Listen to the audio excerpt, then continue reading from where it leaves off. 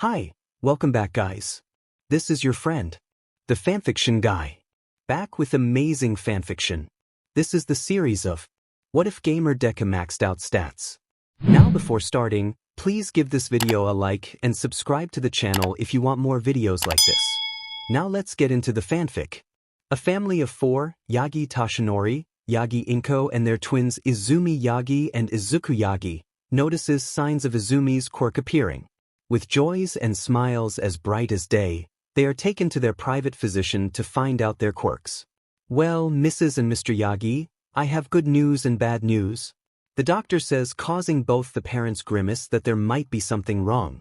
They look into each other's eyes for a moment. I think we would like the good news first.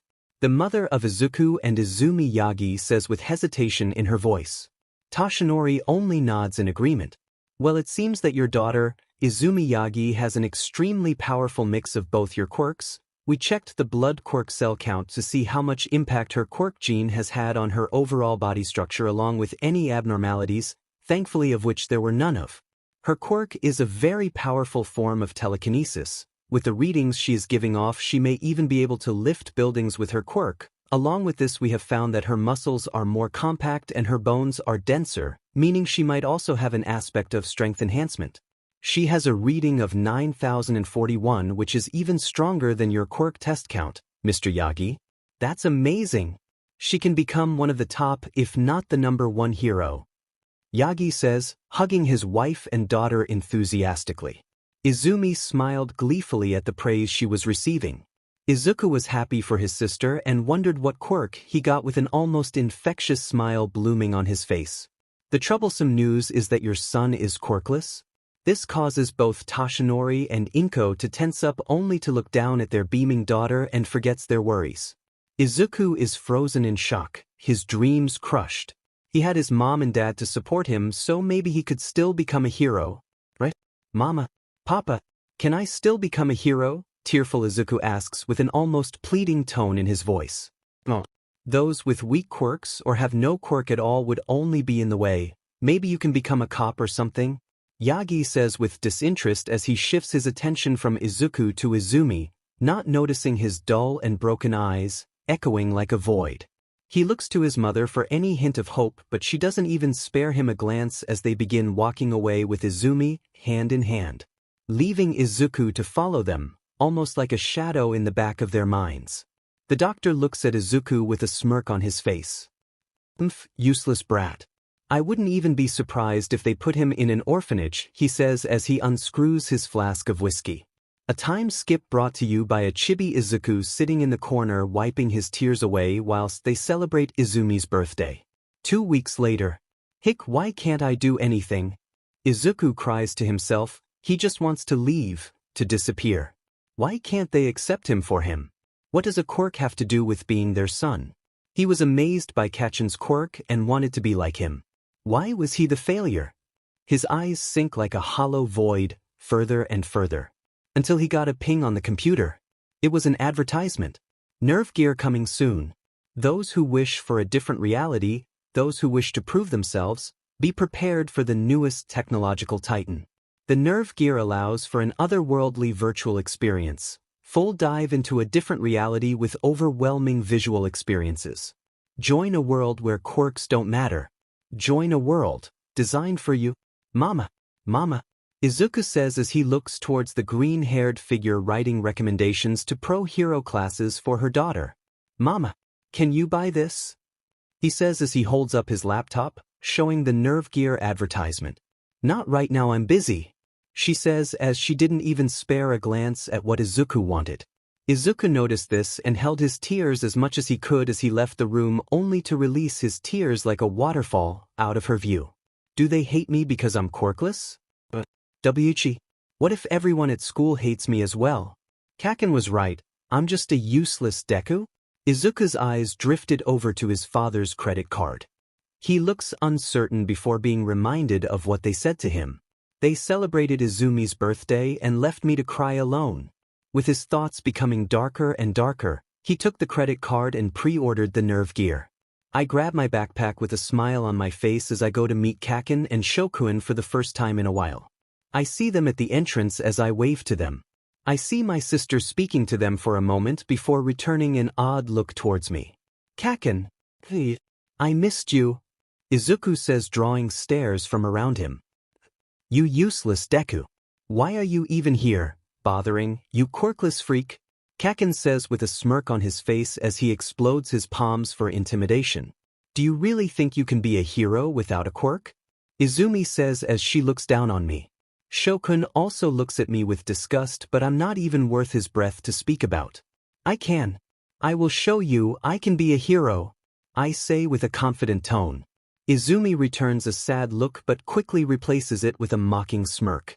Then we will just show you why the useless can't be a hero. You will only be in the way for when we become pros. Give up, you will never become a hero, Izumi says as she uses her quirk to throw me into the sand.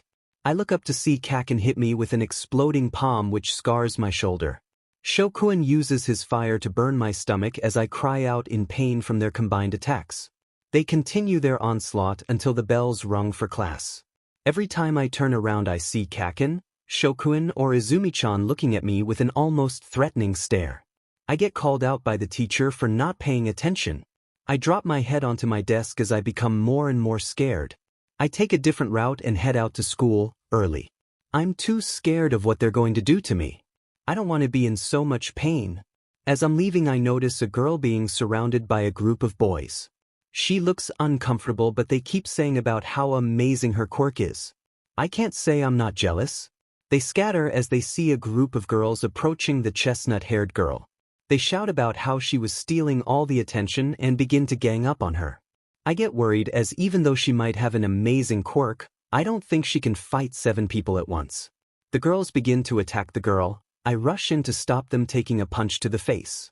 A second later they all drop to the ground unconscious and the girl is gone. The only thing that remains is a layer of ice crystallizing on each of their skins. What kind of quirk can do that? How can a quirkless fight that? As I get home I'm reminded of all the abuse I received from my sister and friends. Years begin to pass. I'm now 13. The abuse never stopped and I didn't receive my Nervegear either. I was disappointed but I had to accept reality. I will always be useless. Over time I often went to my grandfather's. Apparently mother had abandoned their traditions because quirks are more effective. They come from an old line of samurai and swordsmen. I often trained with wooden weapons or kendo sticks.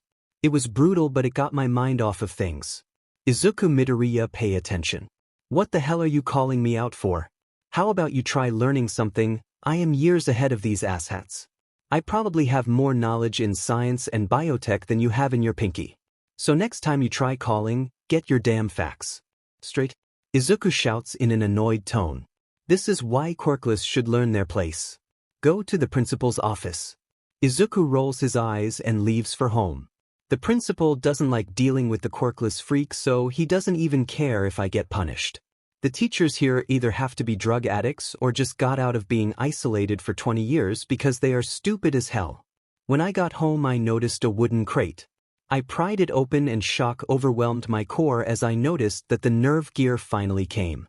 I read the instructions, plugged everything in and said to myself, a reality that's my own. I can finally escape. Link start. Can't you be something else other than a hero, lil bro? You can't do it. Please just give up. Izumi asks in a pleading tone, only to be met with the standard, the F you say? Expression on Izuku's face. Firstly, don't call me lil bro. As far as I'm aware we stopped being a family after I was found out to be quirkless and you just had a field day with that, didn't ya? Secondly, as I explained before, I'm doing it to prove myself. You all call me useless, yet when I get into you, I'll make you eat my damn dust. Izuku says with a frown on his expression. Unbeknownst to him, Father Dearest was listening in. Izuku leaves the room without listening to her reply. As Izuku leaves he hears his sperm donor on the phone. Yes, Principal Nizu. Yes, please blacklist the kid Izuku Midoriya from entering U.A. Why? Because I personally believe he isn't fit to be a hero. Izuku stood there, angrier than he had ever been before. His father can't just tell the principal that he was quirkless because that isn't a valid reason since 2 years ago. He starts to head to his Nervegear, wanting to clear the 4th boss today. There are only a few weeks left of the beta and he wants to see how far he can progress. Link start. Colors encompasses his eyes as he transitions from his dark room to a world unlike any other. He is currently in the middle of his quest to complete the Elf War campaign. He notices all the pixies hovering around him and another flash of light. A familiar figure appears in front of him. "Sarah, it's good to see you again," he says to the pink-haired woman cheerfully. She looks at him in response with a small smirk on her face. "Family problems again, Kiri? You don't know half of it. My sister keeps telling me to give up. It's infuriating. My father actually called the principal of OOOH today. How he has those connections is BS. He's trying to personally destroy my dream." Kirito whines. "Well, it's good to know we both have equally shitty sperm donors. Wanna cut up some ghouls?" "I would love that," Kirito replies with a smile on his face. Within the next few minutes, even Kayaba was mourning the ghouls. The spectacle was known as the Bloody Birchwood Incident. They ended ghouls as brutal as possible. Players and NPCs alike puked their guts out after watching a player single-handedly strip apart a tree with his bare hands only to rip through the ghouls' bodies using splinters of wood to either gouge out their eyes or sever their arms, leaving the flesh hanging by a thread to hundreds of ghouls. He looked back to his friend that has an "I'm proud of you" expression on her face. Izuku's only friend. He doesn't party often, but if he does, it's usually with her. They talk about their IRL problems. They don't really care about it much. They don't give specific details like their names, but they talk about their quirks, Yui and other interesting topics. Seraphina quirk, time manipulation, allows the user to bend time to their will for a certain paroid. If they go beyond that, they firstly become nauseated. Secondly, their eyes go bloodshot, and thirdly, if they continue to push through the pain, their muscles and skin starts to tear, eventually leading to organ failure as the doctors speculate. She uses the Nervegear to get away from her family as well. She has a druggy father and a mother who works herself to death to support them. Sarah managed to get the Nervegear after winning a contest. She has a little sister called Eri. She dreams to go to OOOH as well so that she can provide for her sister and mother. She is a bit of a ditz though. On one of their first meetings she accidentally said her first name in anger. That was refreshing.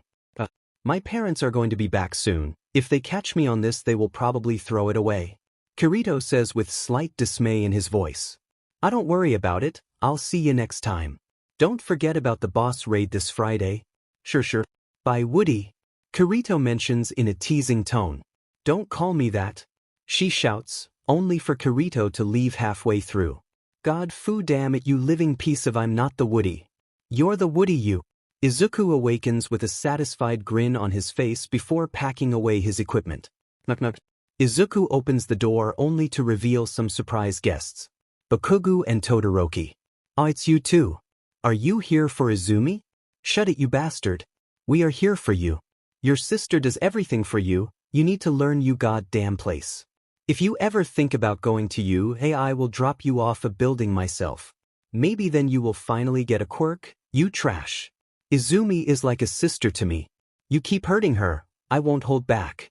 Give me one reason I shouldn't freeze you into a bloody icicle."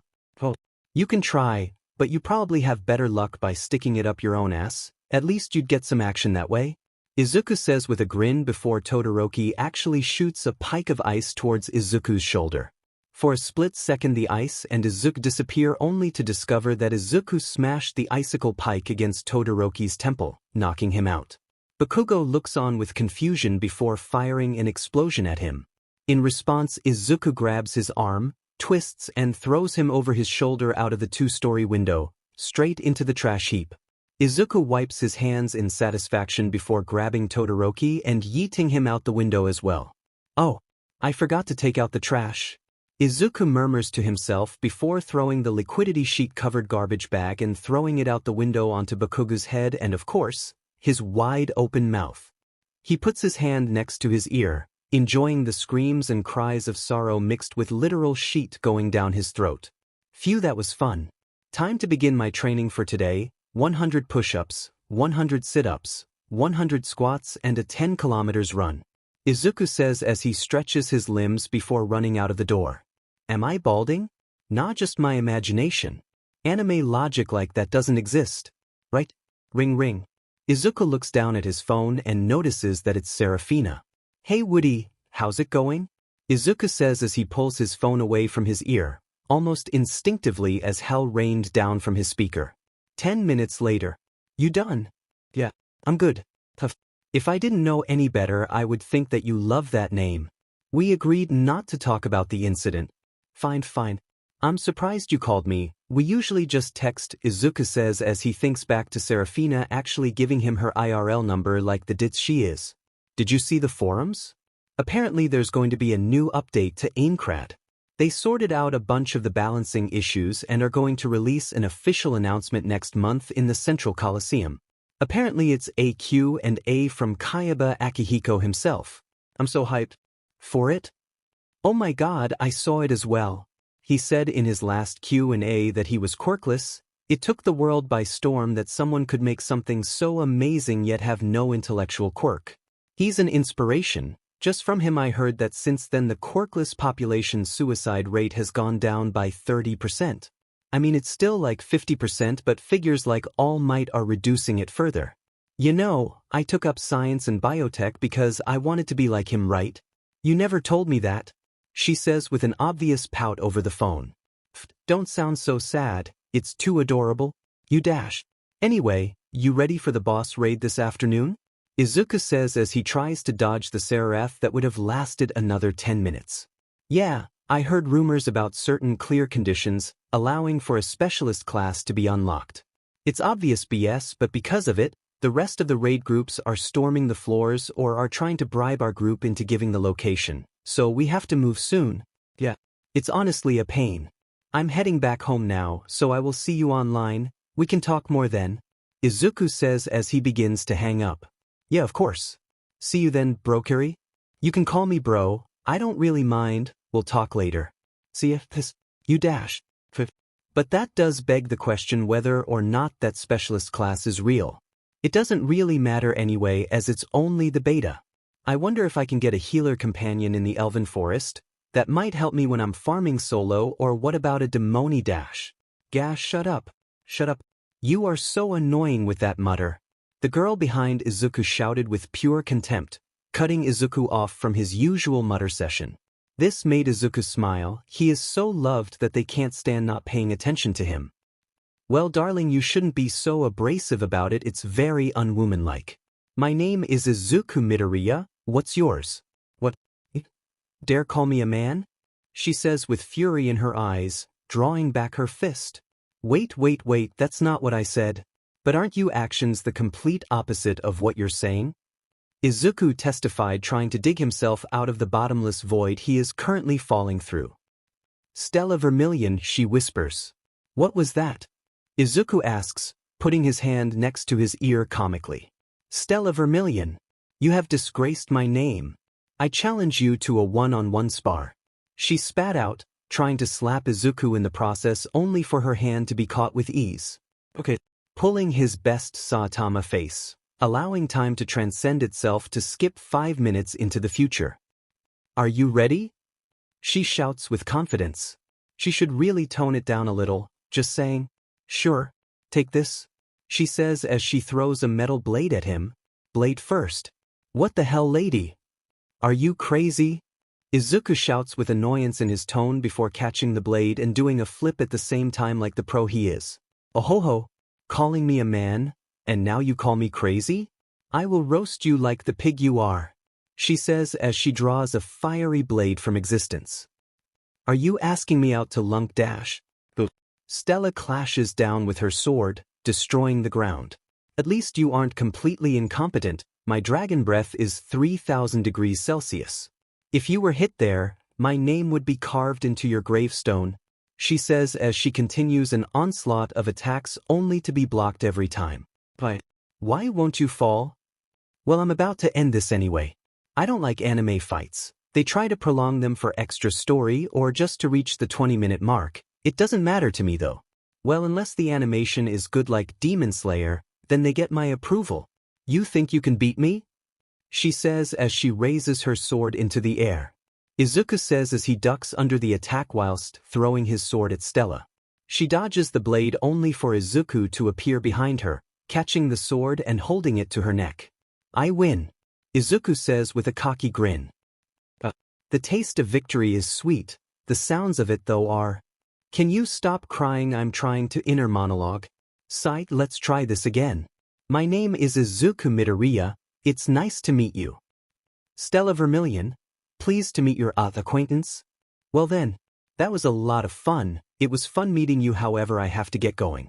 Oh right, you asked me to lunch, so here's my number. Izuku hands out a pre-prepared card in a businesslike manner. But wait, what's your quirk? It has to be something powerful. Princess, I'm quirkless. That's why you should never look down on those who seem weaker than you. You will live to regret it. Prin what? She blushes crimson in embarrassment from the very accurate nickname Izuku gave her. What's yours? Mine is known as Levitine's Blade. It allows me to summon the blade, Levitine, and use fire-based attacks against my opponents. I can coat myself in the flames to create a dress that acts as armor-blocking attacks. It's my ultimate attack and defense. While that's interesting, you can do a lot of great things with a quirk like that, but you seem to be limiting yourself. How dardash. Let me finish. You say your weapon is to simply summon flames. Maybe you should rethink that approach. From our fight you instinctively name all your attacks after a dragon's. Even your quirk name is known as the Empress Dragon Sin Blade. It's said that quirks have a personality of their own. Well, that's also true for sentient-based quirks, but they are very rare. Maybe look into your quirk more. Fire may not be the primary source of your quirk. It could be a dragon-based quirk instead, which opens up more possibilities in that limited mindset of yours. I see. So I may be able to improve my potential by looking for another approach.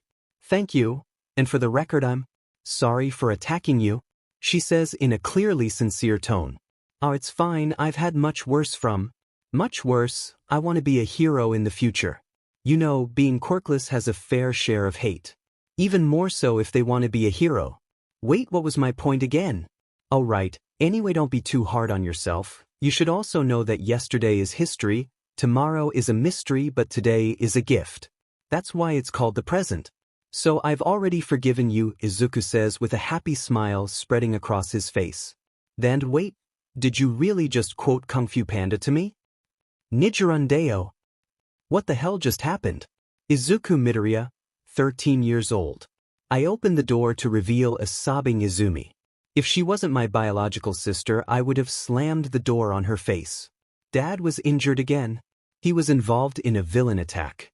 Atrocity, the SS-rank villain, collapsed several buildings in a fight with All Might. He was in critical condition but stable for now. Izumi says with her brow creased in worry and anger. Atrocity? Him of all people? His quirk allows him to manipulate air at will. If he fought All Might, then he was just playing with him. He could have easily removed the air out of All Might's lungs. What he did was to show an example, and unfortunately for Dad, he was hit in the crossfire. She murmurs, agreeing with me. Even if they are a bastard of a family, and even if I don't forgive them, I don't wish for their deaths. If he's stable, then is he out of surgery? I guess. I haven't visited him yet. I was wondering if you wanted to go together. Fine, just to see that he's fine. I don't really want to face him though. He's our father, Izu. Don't call me that as if we are familiar. You have no right, and neither does he. I said I'd go, so drop it. Fine. As we begin to walk to the hospital, I remember back to the raid earlier. It was a massacre. The boss, Thor the annoying troll, was by far the most difficult boss yet. The rumors about the clearing condition weren't exactly a lie, as Seraphina, who got the last strike on the boss, had a unique job change to Berserker, which allowed her to equip a poorly balanced weapon efficiently as if it was made for the class. The Buster Sword. We almost failed the raid as the boss was immune to nearly all forms of debuffs that cancelled out our mages, and the boss's agility supported its primary attack, which was to strike the area in front, which caught out a battalion of our players. The circle ground pound around the boss also took out our shield and spear users, disrupting our phalanx formation. And to top all the BS off, it has a long-ranged 15M attack which took out a lot of our DPS. The players came together after the raid to discuss the boss. No one except from Sarah and I knew the conditions for the class change, but we decided to keep that to ourselves for when the game actually gets released, as we don't know whether it's a unique class or not. We recorded the rest of the information in a booklet to help new players when the game officially launches. We are here, she says, snapping me out of my trance. I see the hospital room door. She opens it to reveal Dad laying weakly on the bed. Izumi, you're here? He says as he takes off his mask. Hi, Dad, she says with worry and concern evident in her voice. Dad responds with a smile. His eyes drifts over to me, yet he says nothing. I guess he wants to talk to Izumi alone. Hey, I'm going to get a drink out of the vending machine. You want one? Lemonade, thanks, she says as I nod in response. Obviously he wants to talk to her about something, so I shouldn't probably listen in. Well, too bad. I leave the door slightly open as I hear their voices. Izumi, you can't put this off any longer. I want you to inherit my quirk. One for all, she whispers to herself. Indeed, I'm growing weaker. I can only do this for a couple hours a day, and you are the perfect successor. What? What about Izuku? He's quirkless. He can be a hero if he got your quirk. As you know, I'm the symbol of peace for many. The next symbol down the line has to show that they can go above and beyond of what I could accomplish. You have the strength, the will, and the determination. Izuku has none of those things. I don't see a single heroic quality in his bones. Symbol of peace. My father can't be All Might, right? If quirks were transferable, it'd break most of what we understand as a society. But my gut feelings over the years. How father never spoke of his work, how he made so much money, why he's always busy. Why does it have to be All Might?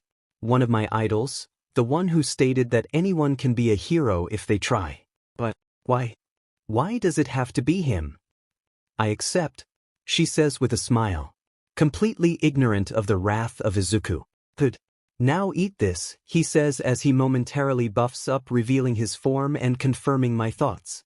He plucks out a hair and a disgusted expression appears on her face before eating it and visibly vomiting in her mouth before swallowing it. Izumi knew. Inko knew. They all knew. Bakugo and Todoroki probably knew. I have no family. I should have known. I guess I had some thoughts in the back of my mind that maybe we can still be one. Izumi, Inko, Toshinori. They are dead to me. Knock knock. Here. Izumi, your lemonade, I say with a forced smile. Thanks, Izu, she says as if nothing was wrong. Yeah. Enjoy. Izuku, my boy. I'm thinking about signing you up for a science-based university as you can't be a hero. You might as well pursue something worthwhile. Oh, I see. Maybe I'll think about it. Okay then, he says as I leave the room. Was that odd? Toshinori asks his daughter. Because he never interacted with his son more than a few sentences a week to understand his personality and feelings. He agreed with you. Something's definitely unusual. Should I follow him? Izumi says as she begins to leave. Scared if he heard their conversation. No, it's fine. It's not as if it matters. He's quirkless after all. You look like sheet, Stella remarks. I feel like sheet, princess. Can you please stop calling me that? Can you change your personality? No. Then no. Izuku says as he crosses his arms triumphantly. What the hell is wrong with you today? Oh, I'm sorry. I just visited my dad in hospital a while ago and found out he is goddamn All Might. You're right. Stella scoffs at him. You aren't kidding. Oh. My father, my idol, said that I couldn't be a hero. I'm done. I don't know what to do anymore. Well, you were talking about the Aincrad update, weren't you? I don't really have time for that stuff, but you and Sarah seem to be hyped for it. Well, yeah, along with the update, the game will be brought out of beta. I can't wait for it. It should be in the next few hours. I'm gonna go play a bit before it resets. I'll see you when I see you, Izuku says as he runs away yet again. OOOH, how naive I was. Do you think that life gives you the shittiest cards? Well, you're wrong. Life is a spiral that is constantly going downhill. Why would I say this? Because this is what happened 2 years ago. I was so excited. New updates, new monsters, new weapon changes, and I was ahead of everyone. Sarah and I didn't expect to be trapped in that goddamn game for 2 goddamn years. So you're probably wondering, what should you do when life hits the fan? UFING hit back. An unfortunate decision. As a result, the game has 240 less players. They have been deleted from both Aincrad and the real world. In this situation, what is the most common reaction? Scream? You eat a potato at that cockhead. Who the hell? Did you just lob a potato at me? Who the what? You deserve it, you psychopath. Kirito shouts with all of his might. In another universe, did someone just dare waste a potato? I will find you. Skills like mine make me a nightmare for people like you. Believe me, I will find you.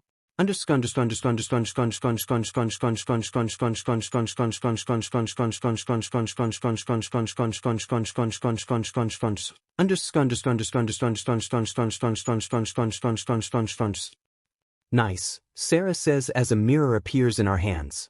It changes our appearance, surprising everyone and causing a commotion. I feel like I just pissed off some kind of deity. You okay, Kirito? Klein asks. Kiri? Yeah. Wait, who are you guys?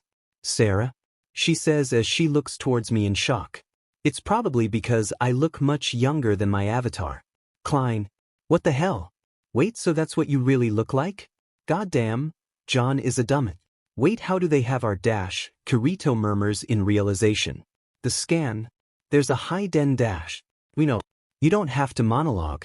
Seems like the entrances are opening. We need to leave. If we don't, the hunting spots will be unavailable. I'm sorry, Kirito. I promise to hang out with my friends. They are as new to this as I am, and I don't want to abandon them. Klein says in an upset tone.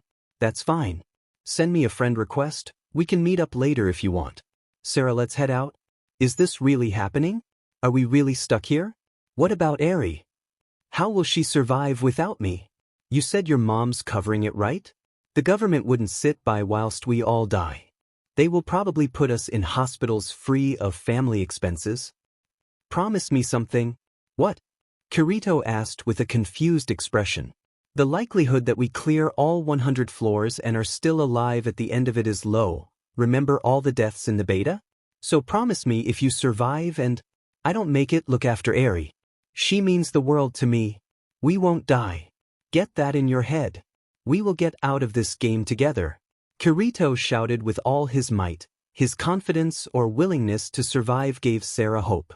They will survive together, right? Sarah says with a soft smile on her face. Fortunately, that was the case. She didn't die, however, due to her previous conditions before entering the Nervegear. Her condition was poor enough to trigger a cerebral malfunction when leaving the Nervegear. Due to her poor condition, she was effectively put her into a coma. Eri was another story though. When we fought the first boss, is when I first met Asuna. Sarah teased me hard but I didn't think anything would come of it. Sarah, Asuna and I stuck together in a party. We continued as a 3-man squad until the end. None of us joined a guild. We were known as Kirito the Black Swordsman, Asuna the Berserk Healer and Sarah the Executioner, mainly for her buster blade that she carried around the battlefield with ease. After Gleam Eyes, Asuna and I decided to take a break. During this time, we got married, had a kid and lived happily ever after. In all seriousness though, we bought a house near a lake and met Yui soon after. We adopted her as our daughter, effectively becoming her papa and mama. When we took a break, Sarah continued fighting. She became one of the most powerful players in SAO. When she was free, we introduced Yui to her. Papa Mama, who is the pretty lady? This is your Auntie Sarah? Auntie Sarah? Auntie Sarah? Yui shouts out excitedly. You guys had a kid? You are moving way too fast. Sarah shouts out in shock. We adopted her, we think she's a player but we aren't sure. Nonetheless, I already love her as my own. Honey, do you want to help me make some spicy soba for your papa? Yui says, nodding her head enthusiastically. Wow, you really are a family. When are you guys gonna come back to the front lines? Soon, but right now we want to focus on Yui. Understandable. Do you mind if I pop in now and then to visit my favorite niece? Your only niece. How does that sound, hun? Do you want Auntie Sarah to visit more? Yes. It wasn't until floor 84 that I found Heathcliff was acting suspiciously. During the boss fights he had never gone to yellow health or below. I wanted to test my suspicions, and just like when Yui sacrificed herself, he was also an immortal object, an admin, Kayaba Akihiko. Because of Sarah's class, She managed to overpower the debuff Kayaba put on us. Sarah and I defeated him. That's what we thought until Kayaba turned into a monster. He was a walking behemoth. His appearance resembled the gleam eyes, but he was red and burning in a constant stream of fire. Just like the gleam eyes, we overpowered him. We won. The game ended and we were met with Kayaba overwatching the fall of Aincrad. Izuku, we did it. Asuna, a stunning view, isn't it? Akihiko Kayaba. In about 10 minutes everything in this world will be deleted. No. And the players, what happens to them? You don't have to worry, the 5291 that survived will wake up and be with their families. Though for some, they won't wake up even if they cleared this game. Their physical conditions deteriorated to the point of being unable to wake up. An oversight on my part. I am truly sorry. I see. Kayaba, I want to ask for a favor. I spent my life making this world a reality. I suppose I can listen to what you ask for. Yui. Yui will be deleted as well, won't she? Yui MHCP-00 the mental health counseling program 001. I was surprised when she was adopted by you. I can already guess what you want to ask for. Consider it done. When you leave this world, you will receive another gift. As a response to this, Asuna lets out a sigh of relief. I suppose this is goodbye. Wait, why did you do all of this? It's been so long I don't remember it completely. When I was diagnosed quirkless, my dreams were shattered. I wanted to make a world where everyone could be what they wanted to be. At first it wasn't a glorified death game, but over time I saw how civilians acted like villains when faced with quirkless individuals. I guess I wanted to show the world that quirkless doesn't mean useless. A majority of the players in this game are quirkless. The fact they survived means they are strong. Strong enough to be what they want to be. I guess that's all. I should be going now. Achieve your dreams, don't let anybody tell you otherwise. Kayaba says as he vanishes into smoke. Asuna, when I find you in the real world, I want us to be together forever. Will you marry me? Again? Yes, of course I'll marry you. Was there any doubt about it? I don't know if my parents will let us though. I come from a strict family. It's the same with me. I told you before that my father is all might. He won't leave us in peace. Sue, let's elope. Just you and me. We get together and then we find Sarah, Klein, Liz, Stella, Silica and Agile. How though? We can't marry without our parents' consent. Asuna asks with a slight pout on her face. You're really adorable, you know that? Hey, if we find someone with a cloning quirk, they can just help us. I can probably blackmail my father into giving me enough to hire someone. I love you, Izuku. I love you as well, Asuna. Izuku says as the world fades to white, to reveal a white hospital room. He was back. This isn't a dream. This is finally reality. Ping, it was Izuku's phone. Congratulations, Izumi Midoriya, better known as Kirito. This is a message sent by the Aincrad system on behalf of Akihiko Kayaba. Hello, Kirito. I am sure you're aware that I am not alive. I had sent this after our meeting to fulfill your request and to grant you a gift of sorts. We have worked alongside with individuals to find out how to synthesize quirks. This was a mostly failed attempt to help the quirkless have power. Fortunately, we did have one successful product. Through this email, I will grant you all of your abilities from SAO. The one who succeeded should be granted as much. Secondly, due to the funding we received, we had an excess amount of money as a result of the creation of the game, mostly funded by the government. These are all in safeguarded accounts, but I have granted you a majority of the funding as a result. The account number is, please check the account at your earliest convenience. And of course, third and finally, similar to how you can store weapons in your inventory, we have changed the data of the remains of Yui MHCP-001 into a biomechanical organism. There should no difference in physiology with a normal human child. I suppose that's what you wanted for your daughter. Anyway, have fun. Oh, and before I passed, I did a little background check on you, an unfortunate upbringing of course, which is why I disabled the alert function for when you awaken. The doctors and nurses are probably unaware you are awake, so you're free from your family if you wish. You sure as hell have enough money now to afford a mansion of your own. All jokes aside, congratulations, Kirito, and be free. What the F? Even though you murdered like 5,000 people I love. You right now, Kayaba? Izuku says as he throws himself out the window. kicking off the wall, finishing off with a flip and landing in a Superman pose. He really wasn't kidding, all of my stats. Wait, can I still? Kirito? Friends, party, Kirito? What the hell is happening? Are we still in Aincrad? Asuna's voice is heard through the other line. I click to invite Sarah to the party but it doesn't go through. I just got the gift Kayaba sent me. He gave me all of my powers from... Are you kidding me? How is that even possible? Wait, are you lying? Izzy, she shouts with pure disbelief in her voice. Firstly, I'm not lying, how dare you assume?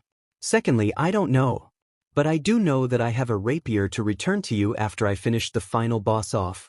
Wait, you really have my lambent light? Along with all its stats, which I think will boost you IRL. How this all works is beyond me. I'll send Klein, Liz, Silica and Agile a message. Wait, so you have all of your stats? With your strength you could lift up boulders that weigh several tons? You actually heal faster than people can damage you, how is this possible? For one thing, even without that OP quirk you could become an amazing hero, but now? You could go for the #1 spot. Asuna says with glee. She always believed Izuku could be a hero without a quirk. Iza doesn't know, but he tried to protect her a long time ago from bullies. She thought he was a goddamn idiot, but it was still a sweet gesture. About that, Izuku says as he voices an audible gulp. Izu, I don't know if I want to be a hero anymore. Izuku says, trying to instill as much confidence in himself as possible. What do you mean? It was your dream, right? Can we meet up to talk about this? Sure, just come to... I'll be there soon, I just have to do something first. Izuku says in an ominous tone. So why don't you want to be a hero? It's not that I don't want to be one, it's that I don't deserve to be one. Everything that I did in SAO, I ended people. How am I any different to Laughing Coffin? You're talking about the LC raid? You saved us. You can't blame yourself for that. Asuna says with an understanding tone. Izuku buries his head into her shoulder, murmuring incoherent muttering. I don't know anymore. It feels like everything I was working towards was destroyed in SAO. My drive, my compassion and my resolve. Izuku says as he looks down to his hands and clenching his fists into a tight ball. Kirito, we just got out of a literal death game less than a day ago and you're already contemplating whether you deserve to have your own dreams? Sometimes you are so smart but so stupid, she says as she flicks Izuku's forehead. It won't stop the fact that I took 3 lives. I didn't even need to, I could have probably just subdued them but I ended them Asuna. I know it won't and I'm not asking for you to forget, just to remember why you are fighting in the first place. If you weren't in that raid, I along with every other raid member would have died. To save us you were forced to end. It's something that would have come eventually if you became a hero. Hell, I'm sure your rotten a-hole of a father has ended people before. Great way to get your point across by comparing us. Izuku scoffs for a moment before letting Asuna continue. Shush. But seriously, don't give up everything just because you were forced into a situation where you couldn't choose.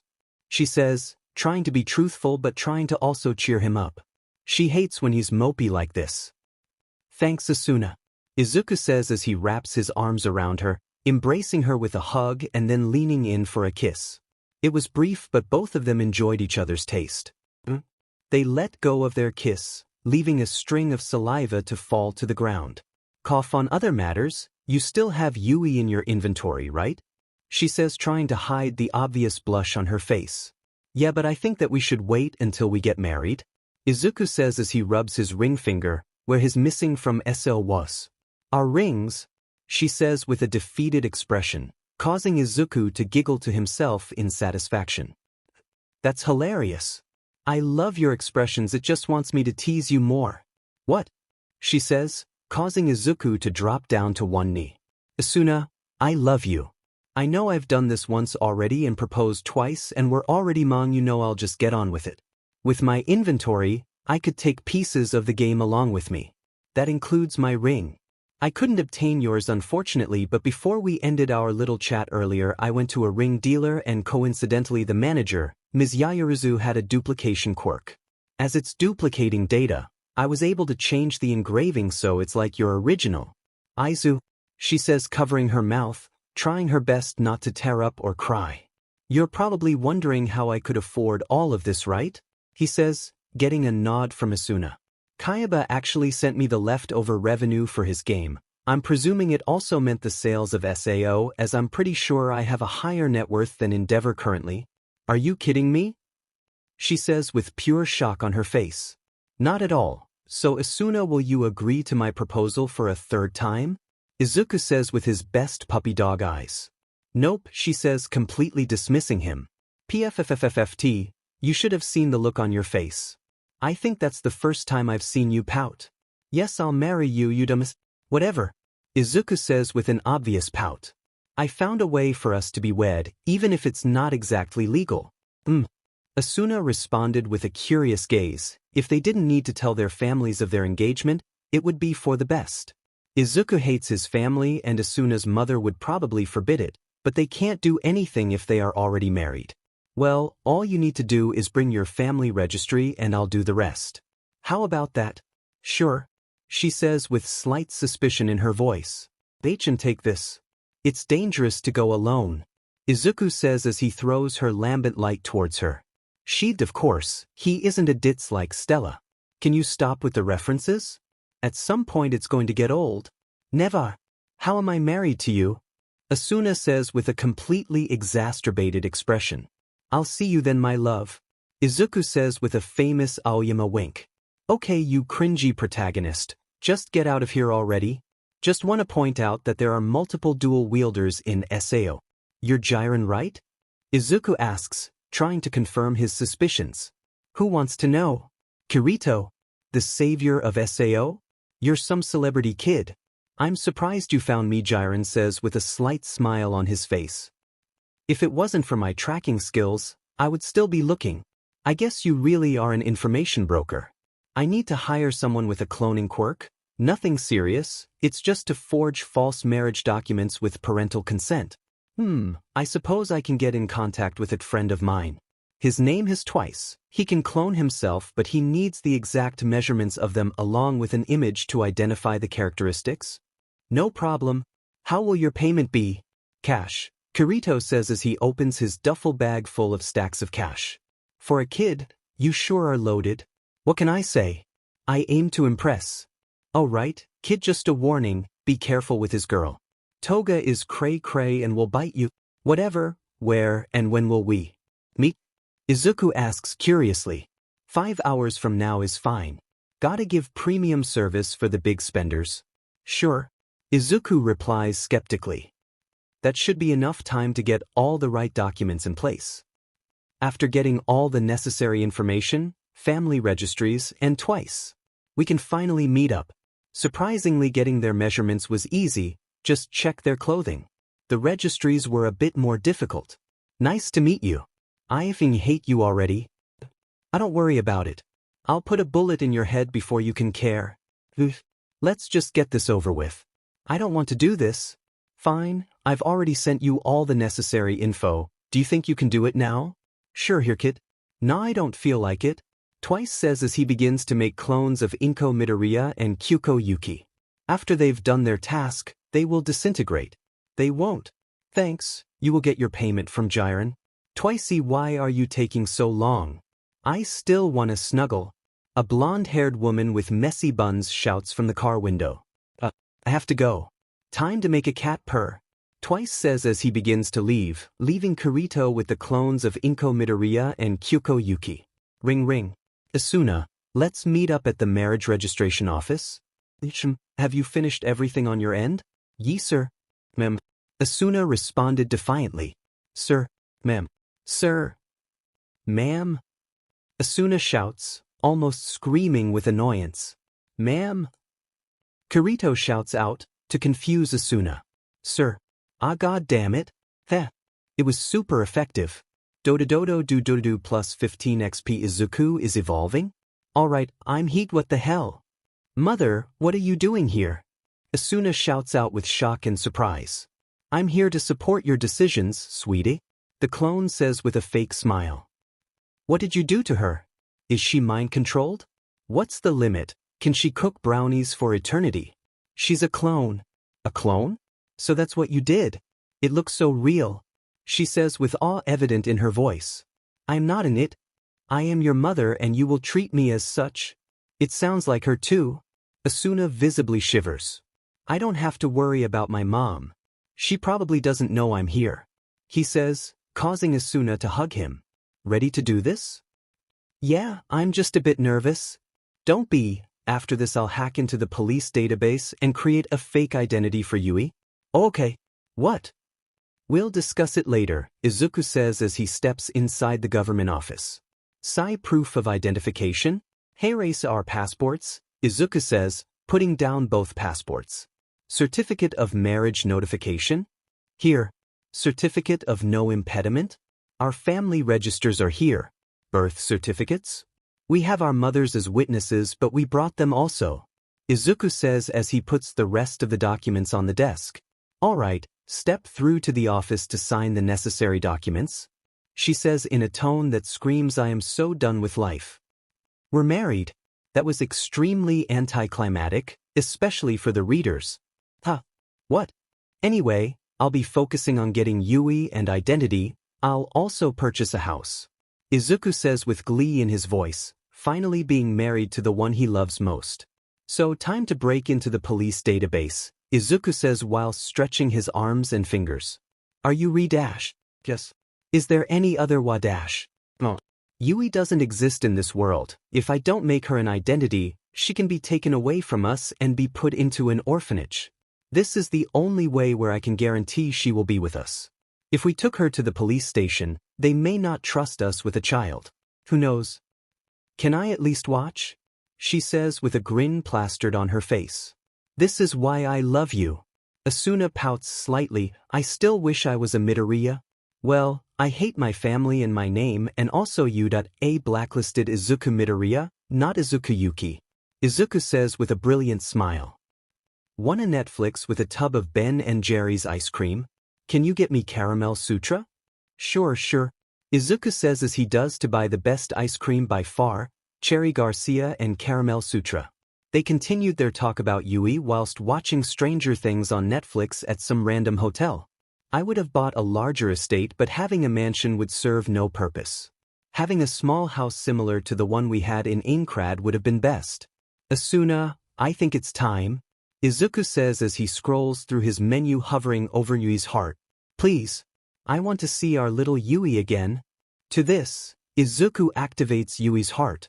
A bright light fills the room as a figure begins to appear, one that is of a small child. Yui slowly floated to the floor. She looked around and focused her gaze on Izuku and Asuna.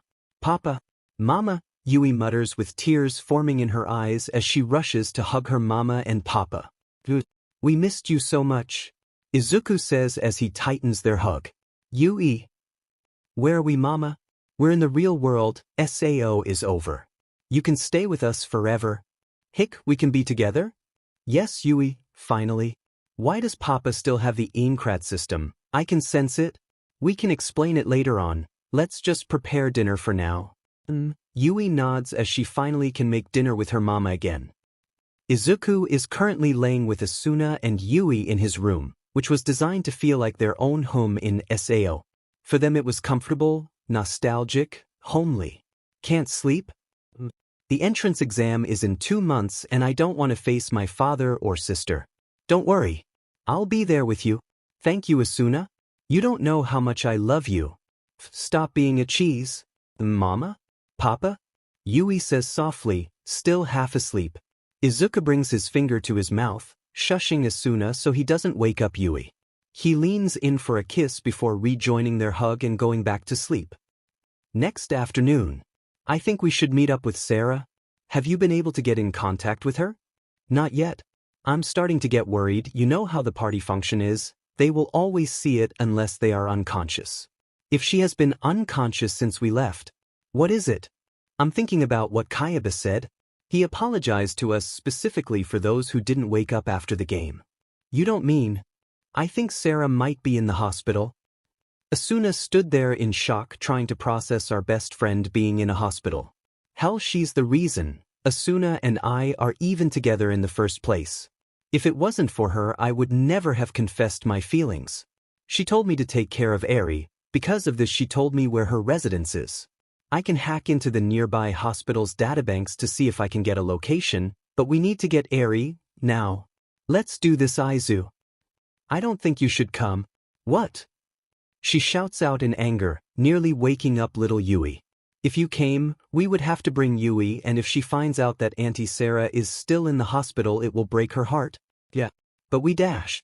Asuna, there's also the possibility that they don't live there anymore. It's been 2 years since she talked to Eri. Anything could have happened to their family. It could get dangerous. Fine. I don't know how you can talk me out of this. I'll send you message if anything happens. You're also in my party, so you can keep an eye on my HP as well.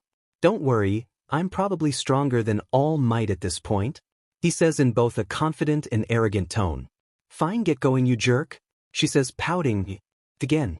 There's might Sundra, Izuku says jokingly but not really. Shut up, she shouts as she throws a pillow at Izuku's face. 2 hours later, Ichikawa General Hospital. Could I possibly ask about a patient? Are you friends or family? Friend. What is the patient's name? Serafina Sigil. Ah, the comatose patient that's about to be discharged. She mutters. What? How is that legal? Izuku shouts out, completely furious. There's nothing we can do about it. There's no contact from their family, and all the money supported by the government had stopped as well. We cannot afford to keep her here any longer. I will pay for her then. How much is the debt? 1.2 million yen, $11,000, in outstanding fees. Fine, I'll be there in 30 minutes. Please contact their doctor. I want to know everything about their condition. All right. She never told me. I would have tried to help her if I knew her FND family were starving her half to death. Flashback. It seems because of her prior condition, she was malnourished, practically starved to death, deprived of sleep and covered head to toe in scars. Due to her physical condition and the response from the Nervegear, she has effectively been put into a coma. We don't know when she will wake up. It could be days, weeks, months, or even years. What the hell? Izuku murmurs in shock as he looks at Sarah resting in bed, hooked up to an array of different machines. Flashback and, what the F was that? Why weren't her family paying for her? Could she really not pay for them? Eri should have gotten her quirk 2 years ago. Did they abandon Sarah after finding out her quirk? What the hell is happening? Izuku says as he furiously scratches his head. This should be their house. Izuku says as he approaches the door. Knock knock. The door opens, revealing an old lady. Hello, does Ms. Sigil live here? The Sigil family haven't lived here for a year and a half. There was a police investigation about the family mysteriously disappearing. They believed the little one was ended though. There was blood left in one of the rooms, which is why the house was sold cheaply, she says, causing Izuku to go into state of shock before recovering himself. Do you think I can look at that room? Izuku says as he enables his tracking vision, showing the floor full of unique footprints. Sure. If it helps bring you peace. Izuku walks into the home, taking note of the most common prints, likely the family. There are several unique prints, probably friends of the family. He heads into the room and notices the obvious child's footprints that just disappear. This usually meant that she stopped moving or was picked up. Izuku takes note of the other footprints. They were unique. They stop about a few inches away from Eri, in a sporadic movement, meaning that they might be involved. He thinks back about the investigation. If Eri is really dead, then the footprints would disappear, meaning she was kidnapped or the family moved away unexpectedly. Izuku leaves, focusing his vision on the unique footprints and following them. Thanks for everything. This really helped. If anything happened to Eri, there will be hell to pay. Izuku tracked footprints to an abandoned building a few miles away. He lingered in the shadows, activating his stealth skills, and noticed them guardian crates of weapons? Drugs? Who knows? But at the end of the hallway, I see small children's footprints as if they had been running. He sees individuals on the lookout. He uses his stealth skills to pick one off for questioning. He uses a paralysis dart to stop his movements and his quirk. Little birdie, care to tweet on what your bosses are doing here? You think you're scary? You should see Overhaul. You don't scare me one bit. This caused Izuku to smile in glee. He can let loose a little bit. Just give him a few minutes. Oh, 1 chop. 2 chops. Izuku says with a slight smirk. After a few minutes of cutting, the man finally agrees. Fine, please Hick, just stop. What the hell is wrong with you? Many things. But aren't we getting ahead of ourselves? Izuku says, holding his elucidator to the man's neck. Fine. I heard rumors that they are using a child to make a drug. I don't know any more than that. The boss only tells the higher-ups. I think one of the higher-ups called her Eri. He says, with fear filling his entire being. That's very valuable information. I guess I'll let you leave with your manhood intact. Izuku says, this causing the man to sigh in relief. Don't get me wrong, I'm still going to hang them by the ceiling, whether they rip off or not. I guess that's up to you. Try not to struggle too much. Yo, you're insane. No. I'm your personal demon. You can call Lil Ol me, the demon dressed in black if you wish. Apparently, they are using a little girl for experiments, for a quirk erasing drug. Her name is Eri. Izuku realizes that he couldn't protect Eri. He couldn't keep his promise to Sarah. But I'm sure as hell going to make them wish they were dead. Izuku's aura darkens. He never tries unless it's life or death. But this, he can't afford not to try anymore. The demon dressed in black dances in the hallways, always barely out of sight. Look to the shadows and your death draws near. He is merciless as the knife go chop chop chop. You should know there is always something to fear. Hit count as your fingers as they drop drop drop. After all is said and done, when the demon dressed in black lingers, all your fears, your nightmares and your death are at the tip of his fingers.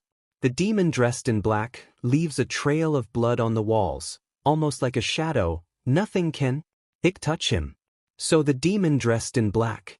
Hick, please don't end me. There is always something to fear. When the demon dressed in black appears. After cleaning out the fodder, I see a group of 3, they are a part of the 8 bullets I suppose. Based on their descriptions they are Toya Setsuno Yuhoko and Sormitsutabe. I linger barely out of view, appearing behind Setsuno, I grab his mouth to stop him alerting the others and hit the back of his neck, knocking him out. Yuhojo notices me and sends his crystallized quirk towards me. I easily slash the crystals apart with my elucidate. Skill activation, Senda. Tabe tries to take a bite out of me but I smash the bottom of his jaw, breaking his teeth to pieces. I throw Tabe towards Hojo as a distraction. Skill activation, Meteor Fall. I charge him with my sword, his gaze narrows onto it as I throw it into the air. His gaze lingers on the thrown weapon as I punch his chest causing him to cough blood. I catch my sword and strike his crystallized barrier, completely obliterating it. He falls unconscious soon after. I move further down the halls to find Kendo Rappa and Hekiji. They notice my presence. They erect a barrier. I smirk to myself as I grip my weapon and charge forwards. Skill activation, Rage Spike. I lunge forwards, completely shattering their barrier and piercing Rappa in the shoulder, almost severing his arm. He tries to punch me but I jump on top of his fist and deals a heavy kick to his jaw, knocking him out. I look towards the barrier user with a glint of intent in my eyes. He visibly shivers as I kick out his legs, making him drop to his knee. I finish him off by smashing my knee into his nose and knocking him out. As with everyone else, I tie them up in a way that inflicts as much pain as possible. I find 3 more people, Mimic, Nemoto, and Sakagi. Sasaki immediately tries to disorientate me but my skills prevent weak debuffs. Each of them are practically fodder. I knock them out with ease. I begin to leave as I notice my mistake. Shin Nemoto quirk, Confession. His quirk allows him to force his victim to answer truthfully after he asks a question. Who are you? I am the demon dressed in black. I say before snapping out of it. Apparently, it only works on your current thought processes. I am a demon and I will send them all straight to hell. I think as I launch a kick to the already down questioner, knocking him out cold. I get to the back room where I see 2 men and a little girl. That must be Eri, she doesn't look like Sarah's sister at all. The 2 men are visibly surprised by my presence. One of them begins to take off his gloves. I have a bad gut feeling. I launch a paralysis dart before he could. He drops to the ground. I really wish I could have used this against the barrier and crystallizer. I move across the room and kick chronostasis away before he can get near Eri. He launches his hair towards me as I dodge with ease. They look as if they are slow motion. I guess the system helps me more than I thought. I appear behind chronostasis and I kick him in the arm, hard enough to break it and launch him into the concrete wall. I look over to Eri as I kneel down to her height. Everything's going to be alright. Because I am here, Izuku says with a smile. Although he hates the old man, he can at least help bring hope to those who need it. Eri looks up at me in shock. Her eyes start to tear up as I hug her protectively. I'm here to save you, Eri. My name is Kirito. I say my avatar name almost instinctively. She buries her head into my shoulder as she continues to cry. As she does, I notice a figure appear behind me. It was Overhaul. Apparently, the dart had worn off. I hold Eri's head to not show her what I'm about to do to Overhaul. She is him, he shouts with rage and anger filled in his lungs. You really think you have a choice anymore? What I'm about to do shouldn't be seen by anybody. Eri-hun, cover your ears, I say, causing her to nod and to follow my request. Another thing, I say slowly moving towards him. She is not yours. How dare you treat Eri like this? I shout, letting my rage get the better of me. I thought I had control over my emotions. No, that's not it. He just doesn't deserve my mercy. The fun is about to start. Try not to die too quickly, he says, causing Overhaul to feel fear. Because for those who tries to hide from the demon dressed in black, you cannot escape from that which is inevitable. The demon dressed in black always pays its dues. You can only hope and pray that you aren't under its gaze. Investigative questioning. Tsukachi, what was the purpose of your operation? Pawn 1, we don't know. Only the higher-ups does. But whatever they were doing, it must have been bad. The devil pays its dues. We cannot escape, we can only live in fear, praying he doesn't look to us again. Tsukata demon? Could you elaborate on that? Pawn 1. The demon dressed in black. What a sick F-dash. He's a monster in human skin. A creepy F-er as well. Tsukachi, could you speak more about this demon in black? Pawn 1. No, if I tell you any more than that? Shivers, I'd rather hang myself and get over with than deal with that demon. Please put me in Tartarus, whatever secure facility you have, just get me away from that monster, I am begging you. Tsukachi, I have heard about the demon dressed in black from another individual. Could you elaborate on his appearance? Pawn 2. Yo, you think I'd squeal on that monster? He'd cut me 1,000 times over. It starts at your fingers, they go chop chop chop chop chop. Gee, Sai, can you tell me about the demon dressed in black? Pawn 25. Pukes everywhere. Tsukachi, OFNG Christ. Call the janitor, this is the 9th FA time already. Tsuki, the demon in black. Pawn 75, you think you're FING scary? I have personally met the underworld leaders, I've seen everything. You name it, I saw it. But that thing isn't human. Overhaul, atrocity, venom, all for one for FS sake. I'd rather go through whatever sick sheet they would do to me compared what that demon would do. You would never understand true fear unless you met him. Just put me in Tartarus, the further away, the better. Tsukachi, tell me about your operations and the demon dressed in black. I understand you must be under a lot of pain medication due to the dismemberments of your arms, legs, and private areas. Kai Chisaki, Overhaul. I hate this world. Everyone is filth, tainted by quirks. I merely wish to remedy this fault. I tortured a little girl called Eri in order to extract blood from my quirk erasing bullet, as she has a quirk that can rewind any organic object including quirk factors. My process was nearly finished. I have some half-finished ones that will disable quirks for several hours. This caused the detective to almost vomit in his mouth. How could they do that to a little girl? More importantly, where is she currently? As for that demon, if you see him, just end yourself. You can't run, you can't hide. The amount of pain he will rain down on you is more than what I can do, and I can disassemble people, tearing each of their cells apart and inflicting a pain worse than death. I regret everything I've done. If I had a choice, if I knew what I was about to go through, I would have ended myself. Just knowing that demon is out there, lingering in the shadows, is enough to want me to end it all. If you had been what I had to go through, please, just end me? There is always something to fear. When the demon dressed in black appears, the detectives in charge of this case are terrified of what could cause such a prideful man as Overhaul to not only wish for his death but to actually cry.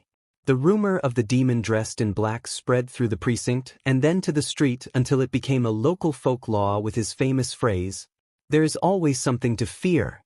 When the demon dressed in black appears, Izuku enters the living room. He notices the TV and sees Asuna and Yui. Eri is currently asleep in his arms, exhausted from what they did to her. Izuku already gave her a healing potion as he has hundreds in reserve. This had also cured all of her physical scars. Her mental ones, however. "Hey hun, did you find anything?" Asuna says as she sits on the couch watching Frozen. "You're watching Frozen without me. With Yui as well?" "Wait, I'm getting ahead of myself. I found Eri. And I had a little fun at the expense of others. I really got to let loose."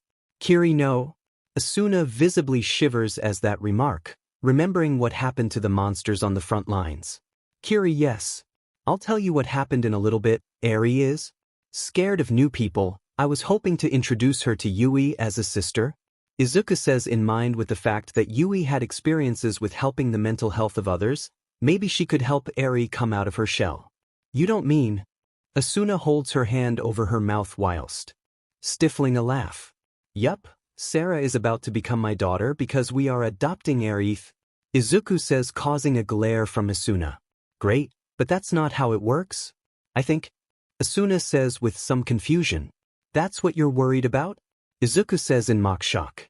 "Oh, there's no doubt that we were going to adopt Eri. If she was given to police, they would put her in an orphanage. She has no relatives that are able to care for her, and you obviously want to keep the promise you made to Sarah." "I'm going to fake Eri's documents as well. Have fun watching Frozen, I guess. Just don't watch Moana without me." Sure, she says with a slight smirk. "Asuna no." "Asuna yes. Now go hack into the police database and make Eri a fake profile." "Fine, my bossy Tsundra," he says, pecking Asuna on the cheek before heading upstairs. "You dash." The ground is so soft." "Soft?" I jolt up, looking around. Where did they take me this time? They are just going to take me apart again. Where am I?" I mutter out, "You're awake?" The mysterious voice makes me jump slightly. I look towards him. He has green hair and green eyes. Memories flash back to my mind. "It's you. You came for me. You took the bad man away." I begin to tear up remembering he saved me.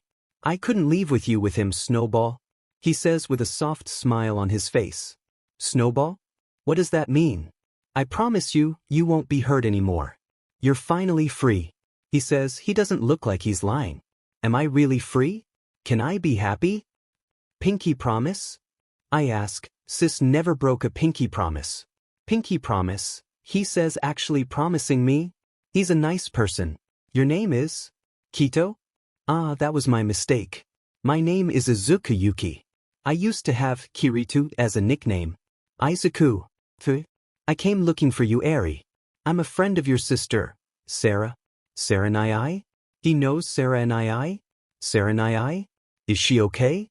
"She left one day. I was so scared. Can I see her? What if the hurt Sarah Nai like they hurt me? What if Sarah Nai is gone?" "She's currently okay. She's unwell though. She will recover eventually," he says with a reassuring smile.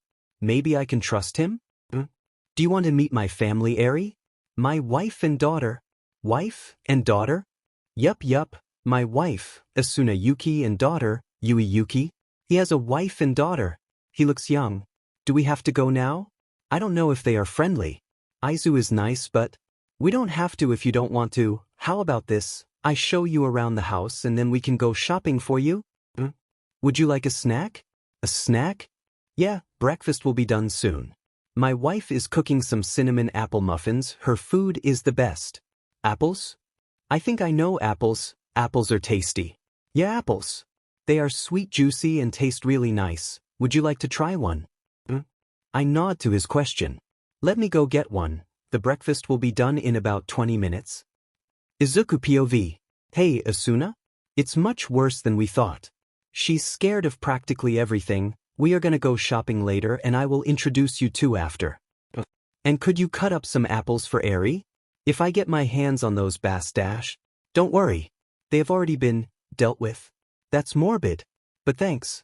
No problem, let me just take this and give it to Eri, he says, snatching the plate of apples cut into bunnies. Here we go, Eri. Try one. Asuna made them cute like rabbits. Izuku says this, but Eri just looks at the plate. They look like bunnies. Hick, I don't want to eat the bunnies, Eri says as she begins to tear up. Wait, bad choice, Asuna. Izuku shouts out, rushing into the kitchen to swap the food. After a few minutes, Izuku replaced the bunny apples. Eri looks at the apple curiously before biting into it. It's so tasty, Eri says with a massive smile plastered on her face. This causes Izuku to laugh before mentioning something world-changing to Eri. You know the muffins are much sweeter and tastier, right? Would you like to try one? Eri started to drool just from imagining it. She nodded enthusiastically as Asuna finished baking the sweet treats.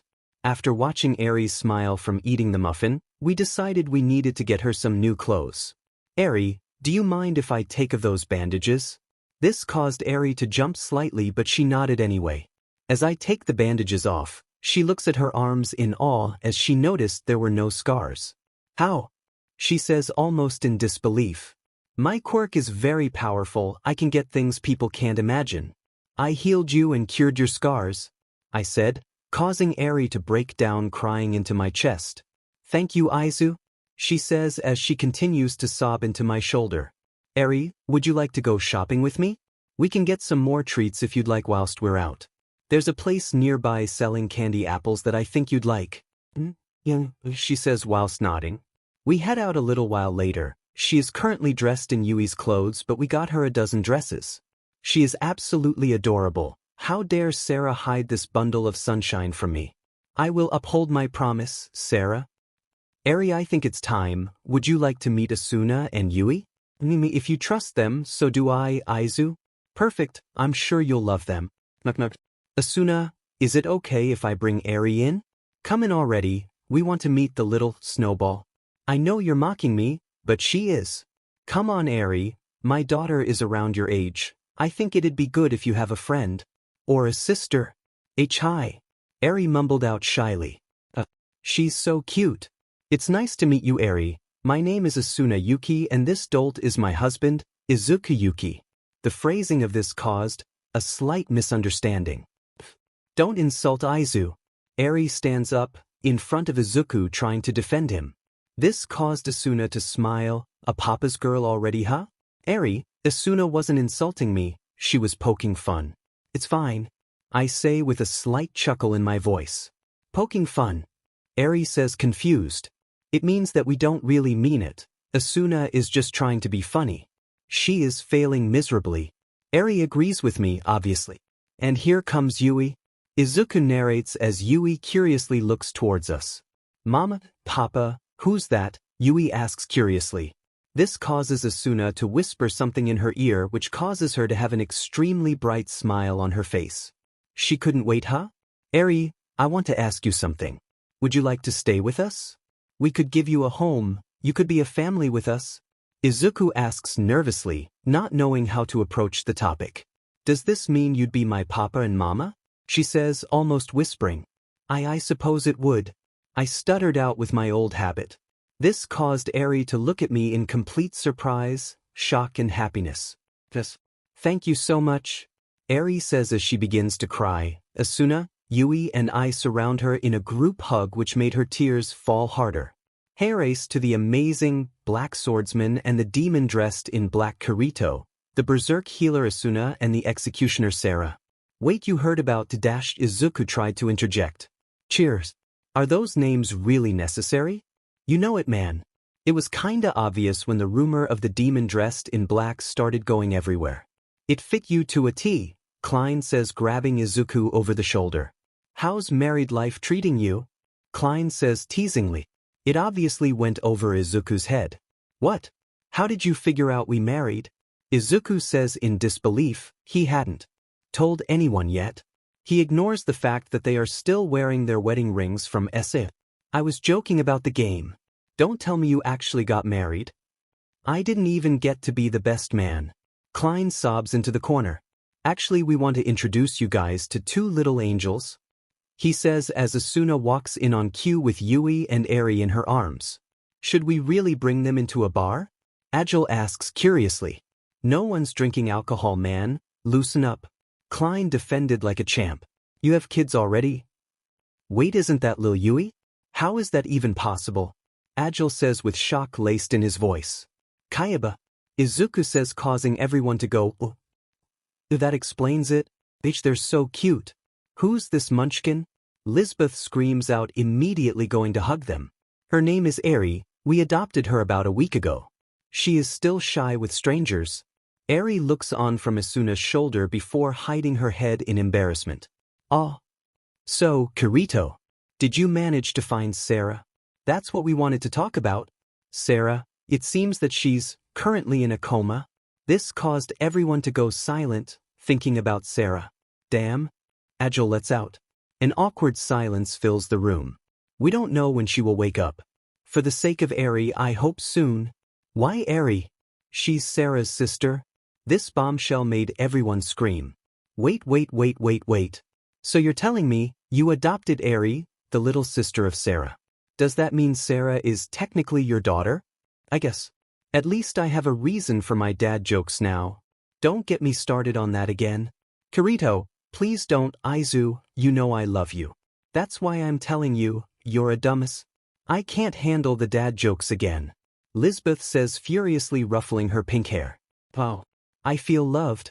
Izuku wipes a tear from his eye. You spent 2 months in that dad mode after we found Yui. I cannot handle that again. You, Eri, you like my dad jokes, right? You're so silly, Papa. Eri giggles. Bad Papa. Yui says, hitting a book on Izuku's head. Oh, you guys just don't get my genius? Izuku says, rubbing his head. So, Kirito, what are you going to be doing from now on? I'm going to be joining the hero course with Asuna. He says as if it's the easiest thing in the world. Ah, luckily they lifted having a quirk as a requirement. We all know you, Kirito. Even without a quirk you'd become the best. Maybe I should demonstrate something? Izuku says as he moves to the open area of the room. He summons his elucidate. Skill activation, vertical square. What the hell? You still have your skills? Wait, do I still have my skills? Klein says as he tries to perform some weird martial art moves. How is this even possible? Kayaba. Papa's so cool. Eri shouts, bouncing up and downwards. Yui eagerly nodding alongside her. Alright, we should have really suspected you had your powers back when a literal notification box told us to meet here. I thought I was still trapped in hell for a moment, right? Kirito ni, are you going to U.A? Silica asks curiously. Yup, Asuna and I are going to U. I believe Stella is as well. I only wish Sarah would wake up before the entrance exams, however. I have a plan if she doesn't. Papa's scary. Yeah. Eri nods in agreement. Stop scaring the children. Asuna says as she hit Kirito over the head with a frying pan. Where did you even get that? It is the ultimate weapon. PUBG agrees. Asuna said with a smile, whilst everyone is imagining Asuna running around in augmented reality hitting people in PUBG with a frying pan. Just want to point out she does this with a rapier. She is legit a hacker. Kirito at least reacts to them. She just turns on aimbot. Like WTF. Our worst nightmare. That's why she's the berserk healer. Kirito? Well, stop being a bully. Dad, do you really not know where he went? He couldn't have gotten far. Waking up after 2 years, he should be really weak. He shouldn't even be able to move in that state. Are you going to find him? Izumi asks in a worried tone. But it's not like he's going to accomplish anything. All Might defends his decisions. Are you an idiot? I wanted him to stop being a hero because he'd get hurt, but you just downright hate him? What did he ever do to you? Whatever, father. I'll be leaving. Kaken and I are going on a date. Izumi said with a smile on her face as she leaves. Did I really abandon Izuku because he was quirkless? What kind of father am I? I was quirkless as well before my master bestowed one for all on me. All Might says as he puts his hands on his face in disappointment. You shouldn't push yourself. He was the one that left, he's a failure. He will never be a hero, you were just keeping him safe. You're right. I did nothing wrong, Toshinori says as he buffs into All Might with that realization. And if you do meet Izuku, then we can talk to him. I doubt he could get into you, though, as you restricted him. But even then, he's quirkless, what could he even do? Maybe that was my bad, but he's always been a bad kid, who steals from their parents? He's just a delinquent. Katsuki and Shudo are much kinder than him. Yeah, once we find him we can get him a part-time job to pay for the money he took from us to buy that silly game. I love you, Inko. As do I, Toshi. Now that I think about it, what happens if I get hit by the eraser quirk? Or by a quirk erasing bullet? Would I regress to the state I was previously in the hospital before Kayaba gave me this power, or would I just be weak? I shouldn't trust Yui. I need all my bases covered. I mutter out loud to myself. Asuna, do you know Dagoba Beach? I was thinking of cleaning it up and taking the kids there. A beach trip. We need to go shopping. It's a dumb right now, so it might take a while. I might try to get a workout as well. Izuku says as he begins to think. Are there options in settings to disable the system temporarily? That way I can increase my natural strength. I need to test this. Kayaba's BS is unmatched. I need to find out whether my strength is from the system or if the system speeds up and optimizes my body structure to increase my natural strength. There is 1 month left till the entrance exams and I want to be a better father to my kids than mine was to me. We can get some ice cream, I can clean up the beach a little, then we can play a bit of volleyball with the kids. That sounds like a great idea. I'm kind of craving dango right now. Speaking of food, I think I still have some food left from SAO. I might even have some S-rank food left. Izuku mutters without realizing.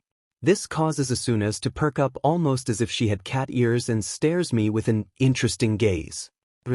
On floor 82 near the ruins of the Cartia castle, there were some wyverns. One of the wyverns was apparently a rare spawn and dropped item rank golden wyvern meat dash. Apparently there was enough wyvern meat to fill the stomach of a whole raid. This along with some other S-rank drop due to luck increasing items, we can make a delicious meal. Asuna suddenly starts to drool, much like Eri. I suppose the ragu rabbit meat really got to her. Why didn't you say so sooner?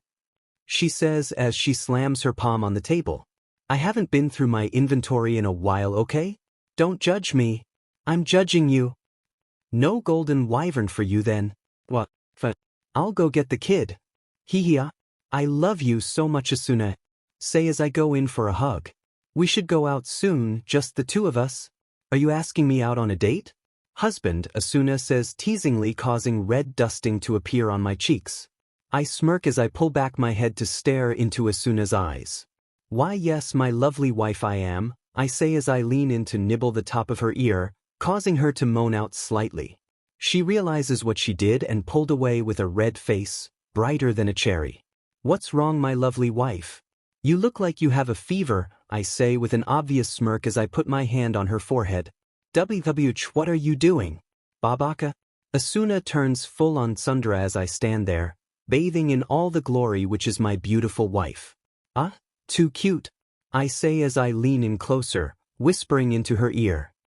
Don't be nervous, it's not like we haven't done anything before. Baka, Asuna says, slapping me across the face in all of her flustered madness. She pouts angrily and walks away. Hey, I admit I deserve that, but God, it's hard to deal with it, Sundara, sometimes. I'm down at the beach with Asuna and the kids. I have my own personal cheering squad as they have a handful of dango.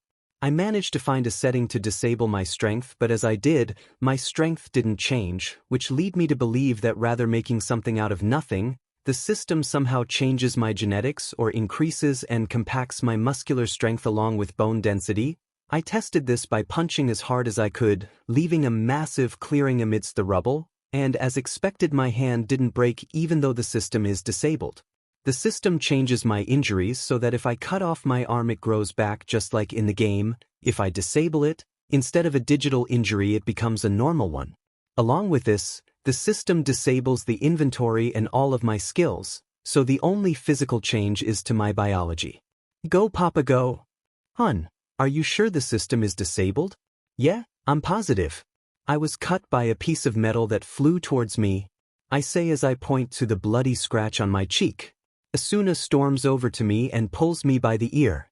Don't injure yourself in front of the kids. Wait, so it's fine anywhere else? Yes. She says it as if I'm stupid. Oh. You're still angry from earlier? I ask curiously. Did Papa upset Mama? Eri says with a sad expression, guilt-tripping both Asuna and I. No, sweetie, Asuna says with a fake smile. She then turns towards me and glares like a ender, her smile becoming more and more forced by the second. Fine. Stay mad, I guess I'll have all the golden wyvern to myself. I'm sure my cooking skill is high enough to make it. Last time you cooked something it was charcoal.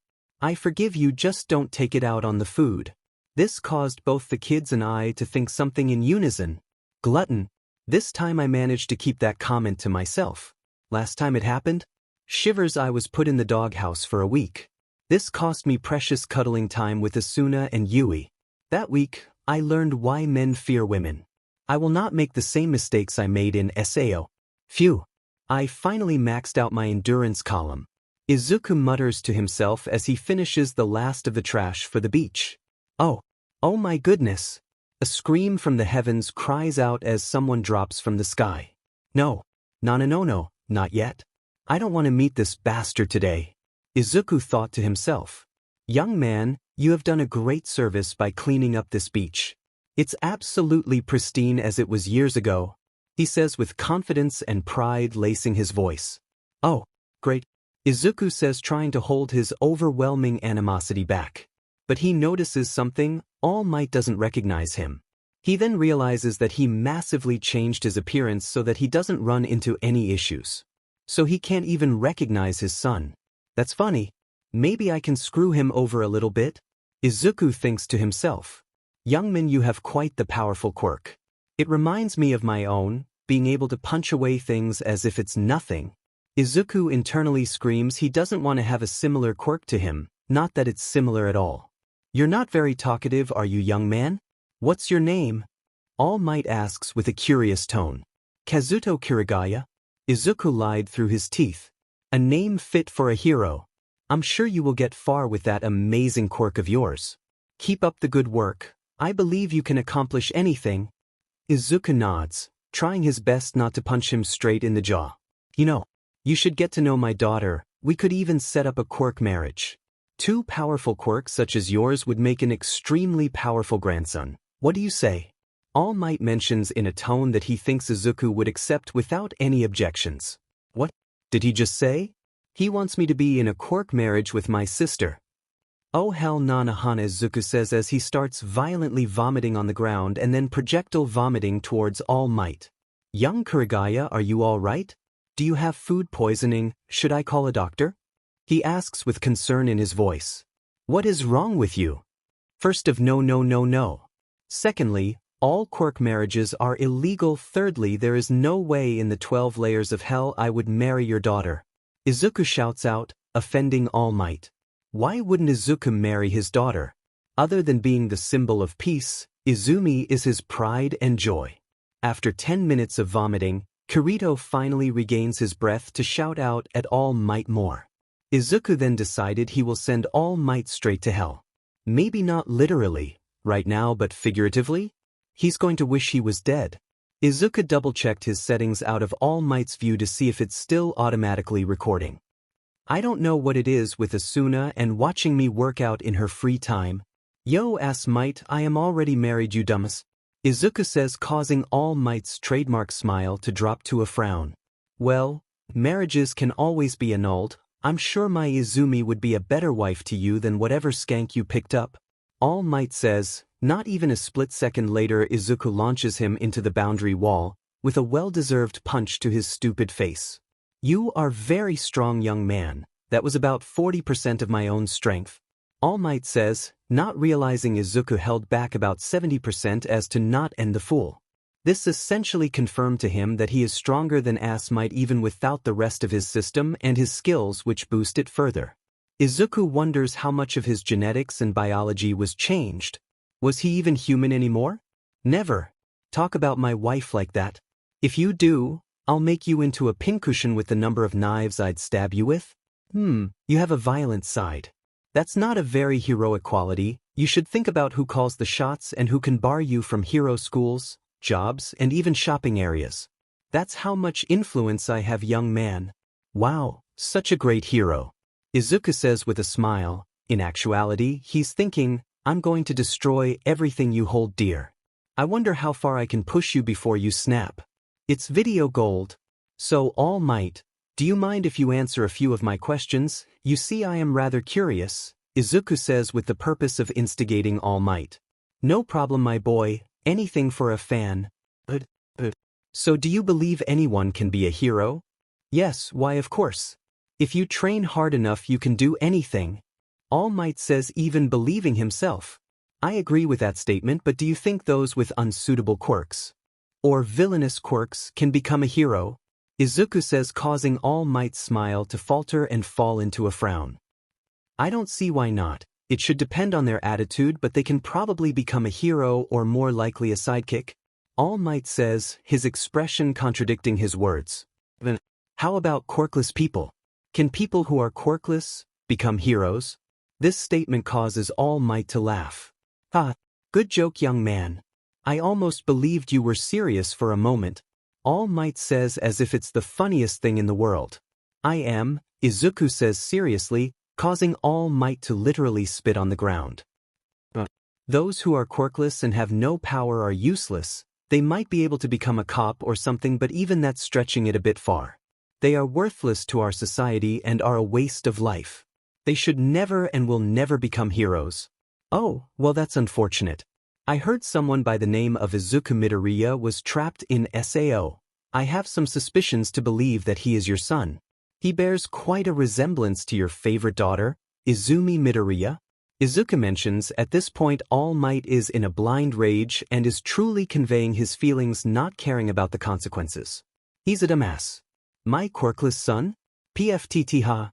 It's a stretch to call him my son. He's worthless and useless. Why should we care for him? If he's stupid enough to get trapped in that stupid game, then he deserves it. If it wasn't for the government helping them with hospital fees, he would be dead. My daughter, on the other hand, is perfect. I'd still consider you an amazing son-in-law even after this, though. This statement causing anger but mostly vomit to build up inside him. He forces both of them down as he continues his questioning. Izuku chuckles to himself before continuing. With your beliefs, how are you any better than the villains you lock up? You advocate for anti-discrimination and support for the quirkless, yet you very well crush the dreams of those wishing to become heroes. Did your son want to be a hero? Of course he did. He'd never shut up about it, but I nipped that in the bud fairly quickly. Not surprising, but aren't you worried I'd tell everyone about your true beliefs? Izuku says with a curious gaze. It's not like anyone would believe you. You don't have any cameras or devices on you, and your quirk is a simple strength enhancer. You have no proof. Whilst I am the symbol of peace, regularly advocating for them. All Might says in a way which he believes he has won. How did he even know I don't have cameras on me? Is it his tech? I guess David's shield made it for him, so it's possible. I suppose that's all true. Let's go back to SL for a minute. You said those who were trapped were worthless. What about those who beat the game and the 5,000 people who died? The quirkless deserve to be put into the death game. It was better to call them off. And those who fought for their lives and beat the game were weak. If someone with a quirk joined the game, I doubt anyone would have died in the first place. All Might doesn't know what he's talking about. There were no quirks allowed in SAO. Sarah has an arguably better quirk than him, and she's in a coma. So many people died, yet he spits on them without any second thoughts. Izuku thinks to himself, I got what I need, it's time to end this. Oh, that's funny. So, I did some research in my spare time. I quite enjoyed old heroes. There was one hero named the Hopeful Hero, Paragon. Her real name, Nana Shimura. You two had such similar quirks, and your daughter does as well. Actually, it seemed that Nana Shimura had two quirks, much like your daughter, right? How odd. Izuku then goes to list on Nana's predecessors. Other than you and Izumi Midoriya, none of the others are related. It's as if your quirk could be passed down or something, Izuku says with a cocky smile. Kid, you don't know what you're saying. That is a high-level secret, not even top-level government officials have access to. To avoid it being spread, I have to take you in, All Might says as he's about to move. I quickly strike him with a paralysis dart. My favorite weapon by far, easy to make as well as I can use materials from real life to make the paralysis potion which coats the dart. All Might cuts off Izuku's thought process as he transforms back to his skinny self, right in front of the camera. It was fun talking to you, All Might, but I must be off, Izuku says as he walks right by All Might. He's unable to do anything. Wait, don't do anything rash, he pleaded. Too bad you lose, Izuku says as he waves off All Might and heads home to edit the footage. Izuku plans to make 2 videos, one which will damage All Might's reputation severely but not cripple society, and the other, well, it might cause full-blown riots and get the Symbol of Peace's license suspended. He asks Yui to help him with his project as he links the first video to hundreds of different sources so that they can't disable it, and the other video is for Nizu to blackmail him.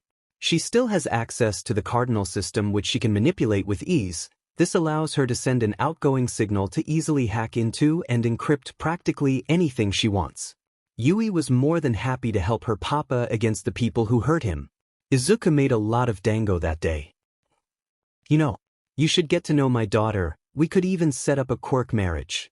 2 powerful quirks such as yours would make an extremely powerful grandson. What do you say?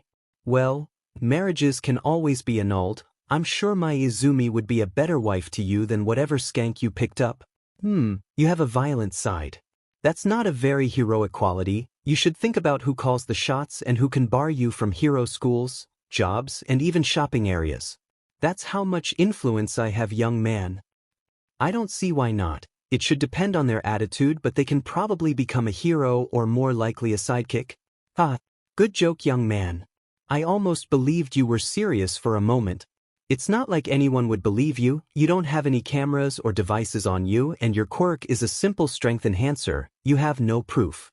Whilst I am the symbol of peace, regularly advocating for them. This video was streamed on 100 different channels around Japan. It seems to be heavily edited, causing wonder on what else the symbol of peace might have said. Outrage ensues all across Japan, directed at the #1 hero, All Might. This just in, is the symbol of peace even a hero? It seems I was wrong. There are no true heroes, they are all fakes. All Might is a fake. Dad, you're a dumb Oh Toshi. What the hell? Nana would be kicking in her grave if she saw this. Somebody as eager as I to destroy the symbol of peace? I must find them. Hello, Principal Nizu. I am contacting you today to let you know I was the one who published the video about the fall of the symbol. You could recognize that it is a heavily edited video. I'll allow you to view the full recording and let you come to your own conclusions. Insert falloffs.nc. Now you see, I have a lot of juicy details that the press would just eat up. So I'm going to ask for a few favors. 1. Leave a spot in the hero course open. You see, I came from SAO, and no, you can't find out my identity from it as all the databases with the users were deleted. An acquaintance of mine was an unfortunate victim of it. She helped free about 5,000 individuals with her efforts against the final boss, but sadly due to her condition, she was put in a coma. I wish to keep this spot open for her if she does wake up in the near future. Her name is Seraphina Sigil. 2. I'm almost positive that an individual known as Bakugo Katsuki will join the hero course. He has an outstanding quirk after all. I wish for you to no matter what put him in class 1B if he does make it in. He has regularly bullied the quirkless and even told them to commit suicide. Now I don't have any proof of this, which is why he isn't in prison, but keeping him away from Seraphina would be more than enough. 3. Investigate the household of the Endeavor family. I have proof that Endeavor himself engaged in a quirk marriage, a successful product of which is Todoroki Shudo. He was trained and tortured in his childhood, causing him to lash out at others. All of his brothers and sister forced to stay away from him as to not corrupt him. He was beaten bloody until he controlled his quirk. Even now he refuses to use his fireside as it reminds him of his father. His mother's imprisonment in a mental hospital is fake. All the doctors were paid off, she is very mentally stable. 4. I am aware that All Might would be teaching at U.A due to hacking in U.A's files. I want him to become a teaching assistant. He has no teaching experience and would likely endanger the lives of the students. Another friend of mine, Izumi Midoriya, is also planning to go to UA. Apparently he recently married and even has kids. Good on him, but because of this All Might will likely try to kick him out as well. I have seen Izumi Midoriya's skills firsthand. He will get into UA without a doubt. 5. Create a dormitory system in order to protect students against villain attacks. Along with this, create bigger dorm rooms for both Serafina and Izumi Midoriya, or Izuku Yuki as he is now, so that he is able to take care of his kids whilst at UA. If his wife manages to get into UA, put her in the same class as him, and put her in the same dorm room as him along with his children. Also assign a tutor for them when he is in classes. 6. If you dare leak this email or tell anyone about what I said, I will leak the full video. Fun fact, it's a part of my partner's quirk so that you can't hack or delete it. If there are even rumors of what I've done and said, the full video will go online along with all of All Might's secrets. I don't need to tell you what kind of destruction that will cause, right? The fall of the symbol of peace, a transferable quirk, and the fact that he is more of a villain than a hero. Thank you very much Nizu for accommodating my requests. Choi for now. Kazuto Kirigaya. What a smart guy. I'd rival his intelligence along with mine. To find connections with Paragon and the others. To be able to find out one for all and make All Might into a villain of the public eye with ease. What an interesting person. I'm sure we will have more fun in the future, huh? It's the entrance exam today and Asuna looks extremely nervous. She could fight something in U.A that could one-hit KO anyone, but she can't take this exam without worrying to death? I feel like I'm asking the obvious, but are you nervous? Asuna nods. Don't worry, I'm sure you will ace it. How do you know? What if I fail and I don't get into Yui? You said there will be dorms, right? What if I get separated from Eri and Yui? Asuna says worriedly, causing me to question why I didn't think this through. You have an amazing quirk, you're basically Elsa. You even made a mini ice castle for Eri. Your quirked Ice Age allows you to freely manipulate any form of ice. You can create mountains of ice, weapons, and even freeze someone with just thinking about it. Best of all, you have practically no drawbacks as the ice that builds up in your body you learn to redirect it to the ground, making it extremely versatile without drawbacks. And you can forget about any fire quirks as you can change the matter of ice making it into water. You could even flood U.A if you wanted to. You're without a doubt an amazing person with an equally amazing quirk and you shouldn't doubt yourself. Thank you.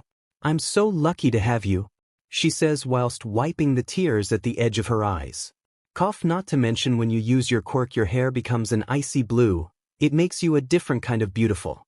Without your quirk, your chestnut hair makes you look like a goddess amongst mortals, and with it your icy blue hair and eyes make you look like an unattainable ice princess. You are beautiful with and without your quirk, and I'm so lucky to have you as a wife. I say, ignoring the imaginary voices that are calling me a simp.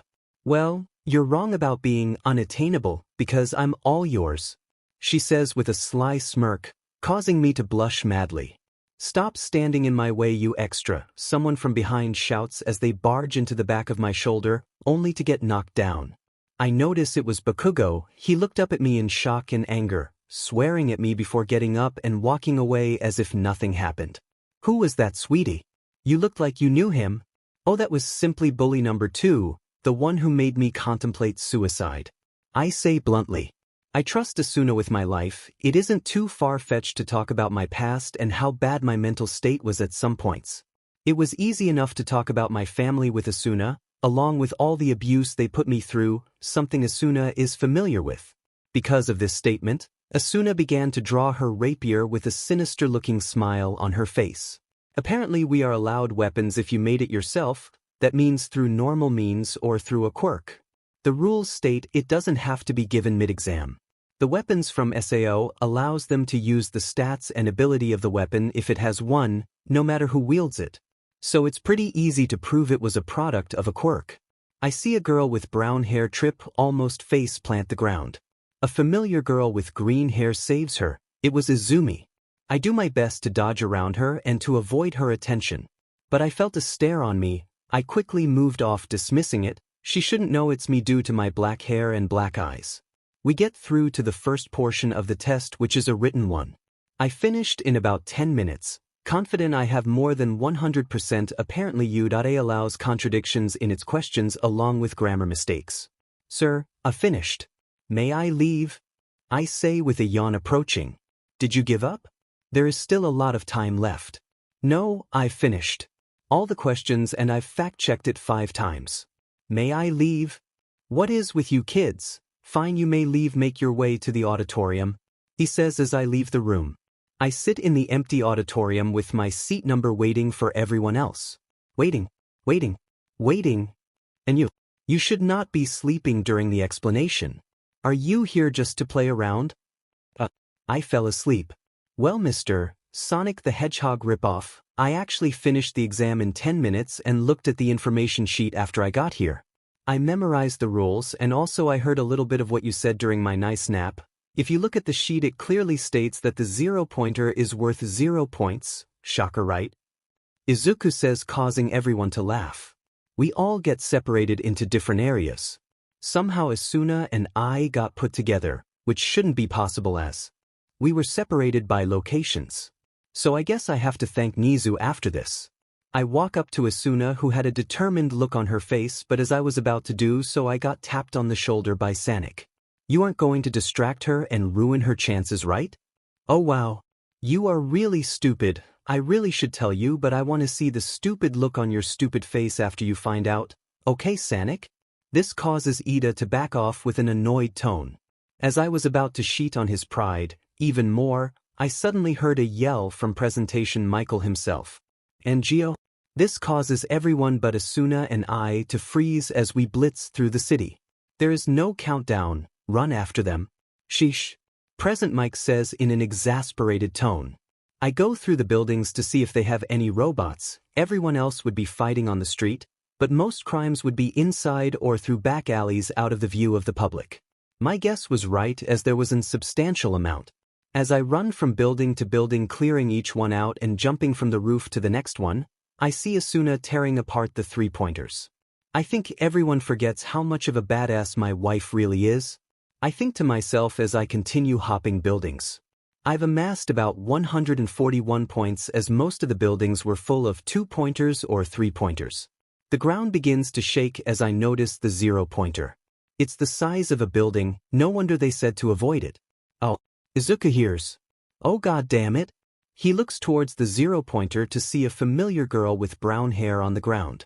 Why does this feel like an anime always causing shit for the supposed heroine? First the tripping, now this. I think to myself as my heroic plot device personality kicks in. I sprint towards the 0-pointer. I leap into the air towards the 0-pointer, readying my elucidate. Skill activation, 100% skull splitter. I bring my sword upwards above my head and then I slash down vertically, causing the sheer wind pressure to blow me back, spinning to the ground. As I look up I see the 0-pointer cut straight down the middle with an extremely clean cut before it bursts into explosions. You alright? I think I broke my ankle? Of course you did, I said as I easily lift the concrete up. If I can fish an elephant-sized fish with ease, what's stopping me from this much? Thank you so much. You aren't injured, are you? She says with concern laced in her voice. I swore for a moment that her pupils turned into hearts, but I could just be imagining it. What's your name? She says a bit too eagerly. I'm sorry, I have to go, I say in response as I have a bad feeling. As I'm about to leave I see her gaze on my wedding ring. She looks away with an expression of determination as I feel the need to sprint away and hug Asuna. Sigh, I need an adult. We finished our exam and went home to an excited Yui and Eri bombarding us with questions. A week later we finally get our results, to which we both passed with flying colors. I hugged a very emotional Asuna who was crying tears of joy. Unfortunately, our exam discs were delivered by one of the most liked and hated people on the news right now. You know it, we know it, it's this ass mite. He explained the hidden rescue points feature, which I knew previously when I hacked into U.A's databank. The scores were shown below and Asuna and I were ecstatic that we placed both first and second. Bakuho got 5th place, to which I laughed my ass off at the self-proclaimed future number 1 and symbol of victory, which was hilarious considering he just got his ass handed to him. First, Izuku Yuki, 141 villain points and 60 rescue points. 201 points in total. Second, Asuna Yuki, 80 villain points and 50 rescue points. 130 points in total. Third, Izumi Midoriya, 75 villain points and 40 rescue points. 115 points in total. Third, Stella Vermilion, 70 villain points and 45 rescue points. 115 points in total. Fourth, Katsuki Bakugo, 92 villain points and -10 rescue points. 82 points in total. Will be moving? Eri asks curiously. Yes, Papa and Mama want to become heroes, so we are going to you today. That's where our new house will be. I get it. So we live closer so that you become the best heroes. Eri says with excitement in her voice. Yui also gives a million-watt smile, resembling a small angel. I thought they were going to take it harder than that. So Izu, have you decided yet about that? You mean the world seed? An item I discovered in my inventory that allows individuals to create their own worlds with their very own seeds. I'm worried about the backlash of it after SAO, but if I upload it and create a business selling the seeds much like a game, it would provide enough stable money and a business so that Eri and Yui can pursue whatever they want in the future. Even if Kayaba has gifted us with godlike amount of money, it's no use if it eventually runs out. The world seed has the potential to be one of the most influential forms of entertainment, as it allows the use of quirks and even changes the perception of time itself in the world, so they can train and hone their techniques for 10 hours in-game whilst it would only be 1 hour in real life. The only issue with that is that it doesn't affect their bodies IRL. I was thinking of having a startup package, using the old SAO mapping and floors to create a new world. Alfheim Online. They can use their quirks and have a multitude of abilities. Any quirks that would affect the game itself, like hacking quirks or dangerous quirks, would be disabled, however. I'm sure you will do great. But we really need to get packing. We need to G-Jasuno was cut off by Izuku, who simply just took all the items into his inventory. That's convenient, my own personal shopping bag. Asuna says with a happy smile, causing Izuku to shiver slightly. We get to the dorms where 2 students, Momo and Shudo Todoroki, have already set up. We walk past them with Eri and Yui, causing Momo to question them. Excuse me, you shouldn't bring children onto school premises, no matter how adorable they are. They were allowed by the principal, so please move because you are scaring my daughters, Izuku says as he sees Eri and Yui beginning to tear up. Momo tries to comfort them to no avail. She made 2 plushies of me that causes them to wear a bright smile on their faces. I already have my own hero merch, I mutter to myself. Shudo keeps his stare on Asuna, which causing Izuku to have an urge to punch him. I understand the Todoroki household, but he better not pull some crap, like father like son. I am not handing off my wife. We head to our dorm room, which looks pretty barren. We spend a few hours ripping up the floorboards, replacing the paint, which causes Yui and Eri to giggle when they get some paint on their faces. After we are finished, our dorm room looks like a mini apartment. Reminder, gotta thank Nizu for this as well, I think to myself. The apartment comes with its own kitchen, living room, 2 showers, and a bedroom. Apparently Nizu also added a fruit basket, along with another basket full of exotic butters. I guess he really doesn't want to get on Kazuto's bad side, so he's trying to curry favor. After everything is set up, I noticed Yui and Eri fell asleep, probably exhausted from helping us out. We tucked them into bed as we headed down to the common area, which we saw everyone giving introductions. We sat down as people started to talk. Hey Izuku, come sit next to me, the brown-haired girl says a little bit too enthusiastically. It honestly reminds me of Sakura. As we sit down, the introductions begin, by order or seat number. My name is John Doe. My quirk is called aura manipulation. Essentially, every quirk has an aura. When you use it, I can manipulate my own aura to match yours or to even strengthen it. In simple terms, when you use your quirk, I can also use it, but a stronger version of it. I like my family, and I also want to be a hero to show there are no such things as villainous quirks. My name is Mina Ishido. Nice to meet you, My quirk is called acid. I can produce acid from my skin, but if it's too acidic it starts to harm me. I like dancing and I also like my best friend. This causes a certain redhead to become as bright as his poorly dyed hair. I'm Tsu Ajui, my friends call me Tsu. My quirk is called frog, which basically gives me the biology of a frog. My name is Tenya Ida. My quirk is called engine. I have engines in my calves which allows me to increase my speed and help with maneuvers. I expect everyone to follow the rules. The cliché rule stickler. I'd laugh if he got class president. My name is Ochako Uraraka. My quirk is called zero gravity. When I touch someone I can turn off their gravity. Pretty simple. I like matcha and I also like, never mind, Sakura vibes turning from 50% to 150%. My name is Stell, a very familiar red-haired woman tries to say before being cut off. Princess. It's been so long. You changed a lot, haven't you? Izuku says as he hugs Stella with pure happiness. A certain chestnut-haired girl glared at him for a moment before sighing and replacing it with a happy smile. Who? Izuku? Ho, W. You're alive. What happened to your hair? Your eyes? She says in pure shock before beginning to tear up. I tried to get in contact with you but I couldn't. I'm so happy we can talk again. I want you meet someone after this. I say with the intentions of introducing her to Asuna, Eri and Yui. We really need to catch up after that death game, she says with a small smile. My name is Stella Vermilion. I come from the royal Vermilion family and my quirk is Leviathan. It allows me to draw a sword which gives me the abilities of a dragon. I like my best friend Izuku. Platonically, he's like my brother. Don't get any funny ideas. I like fighting and I dislike those who look down on others. After going through Kaminari, Kirishima, Kuda, Satu, Shuji, and Jairu introductions, it was now Izumi's. My name is Izumi Midoriya. My quirk is a mixture of all mites and tatsumakis, as you can guess. I'm their daughter. I like my boyfriend Bakugu Katsuki, who is in 1B for some strange reason, and I also like my family. She says as she shifts her gaze to Izuku. She wipes away the tears in her eyes before focusing on something else. After Tokoyami's, Todoroki's, and Hagakura's introductions, it was now Asuna's. I am Asuna Yuuki. My quirk is called Ice Age.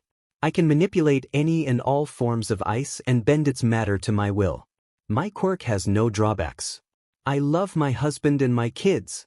This causes shock to go around the room. I think I even heard some yellow-haired prick call her a slut. I was about to draw my weapon but Asuna stopped me. A certain half-and-half boy was glaring at Izuku but then changed to a firm gaze on Asuna. I'm gonna make what I did to the zero-pointer look like child's play if he keeps staring at my wife. My name is Izuku Yuki. My quirk is called Drawing. It allows me to summon items and weapons from a void-like entity. I craft the weapons and items myself, and these weapons can improve your strength, speed, etc. Since my quirk is a dual quirk, much like Todoroki-san's, I also have a strength enhancer. I love my wife and my kids and I hate my biological family, I say with an equally strong vigor as Asuna, to make it clear that I am taken. This makes everyone realize that he most likely adopted his children, as he wouldn't just state he hates his kids.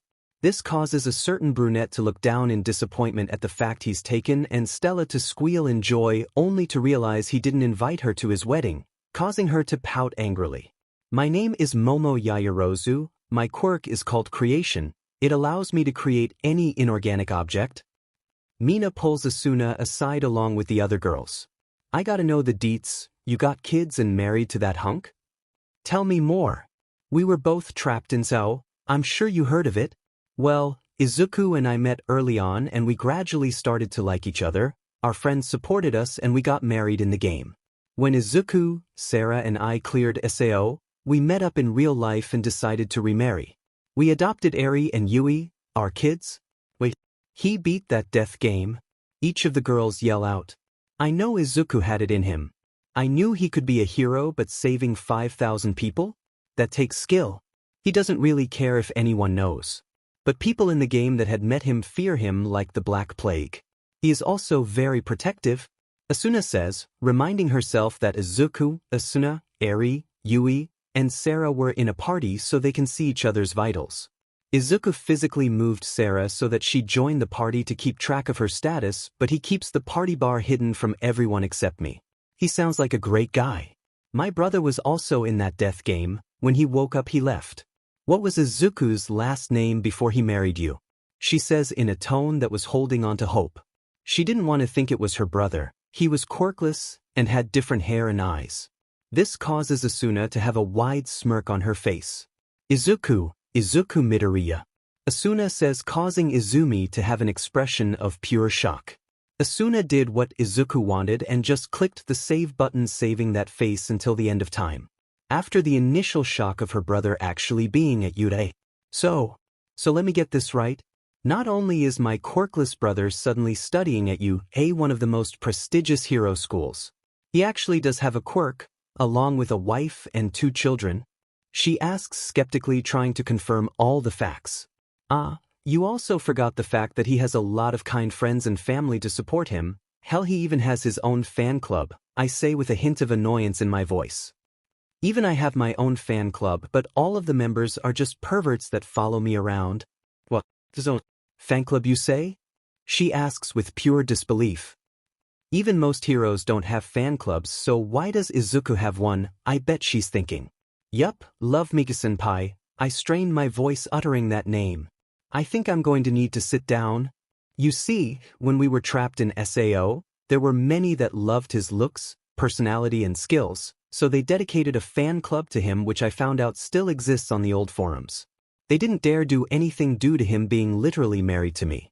I think in the end there were 400 members, which is surprising seeing as there were around 5,000 who actually survived SAO, so 10% of SAO was in his fan club. I see. Do you think he will forgive me? She asks with a sad tone which makes me want to vomit my spine. Is this how she won over people? By acting all cutesy, I can see why Iza doesn't like her. Ahaha. I laugh maniacally. Wow, what's so funny? The fact that you even believe there's a chance of forgiveness. You tormented him to contemplate suicide several times. Not only that, Bakuho actually told him to end himself. You thought, no, he wouldn't tell you that. My brother doesn't trust anyone that much. He used to not be able to.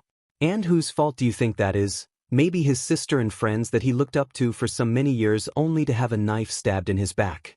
He tells me everything because he can trust me with all his heart. You know that, right? He still thinks about it. He is still damaged, and I dare you to even try to hurt him more, and I will give you torture worse than the demon dressed in black could. I shout as I slam down on the table.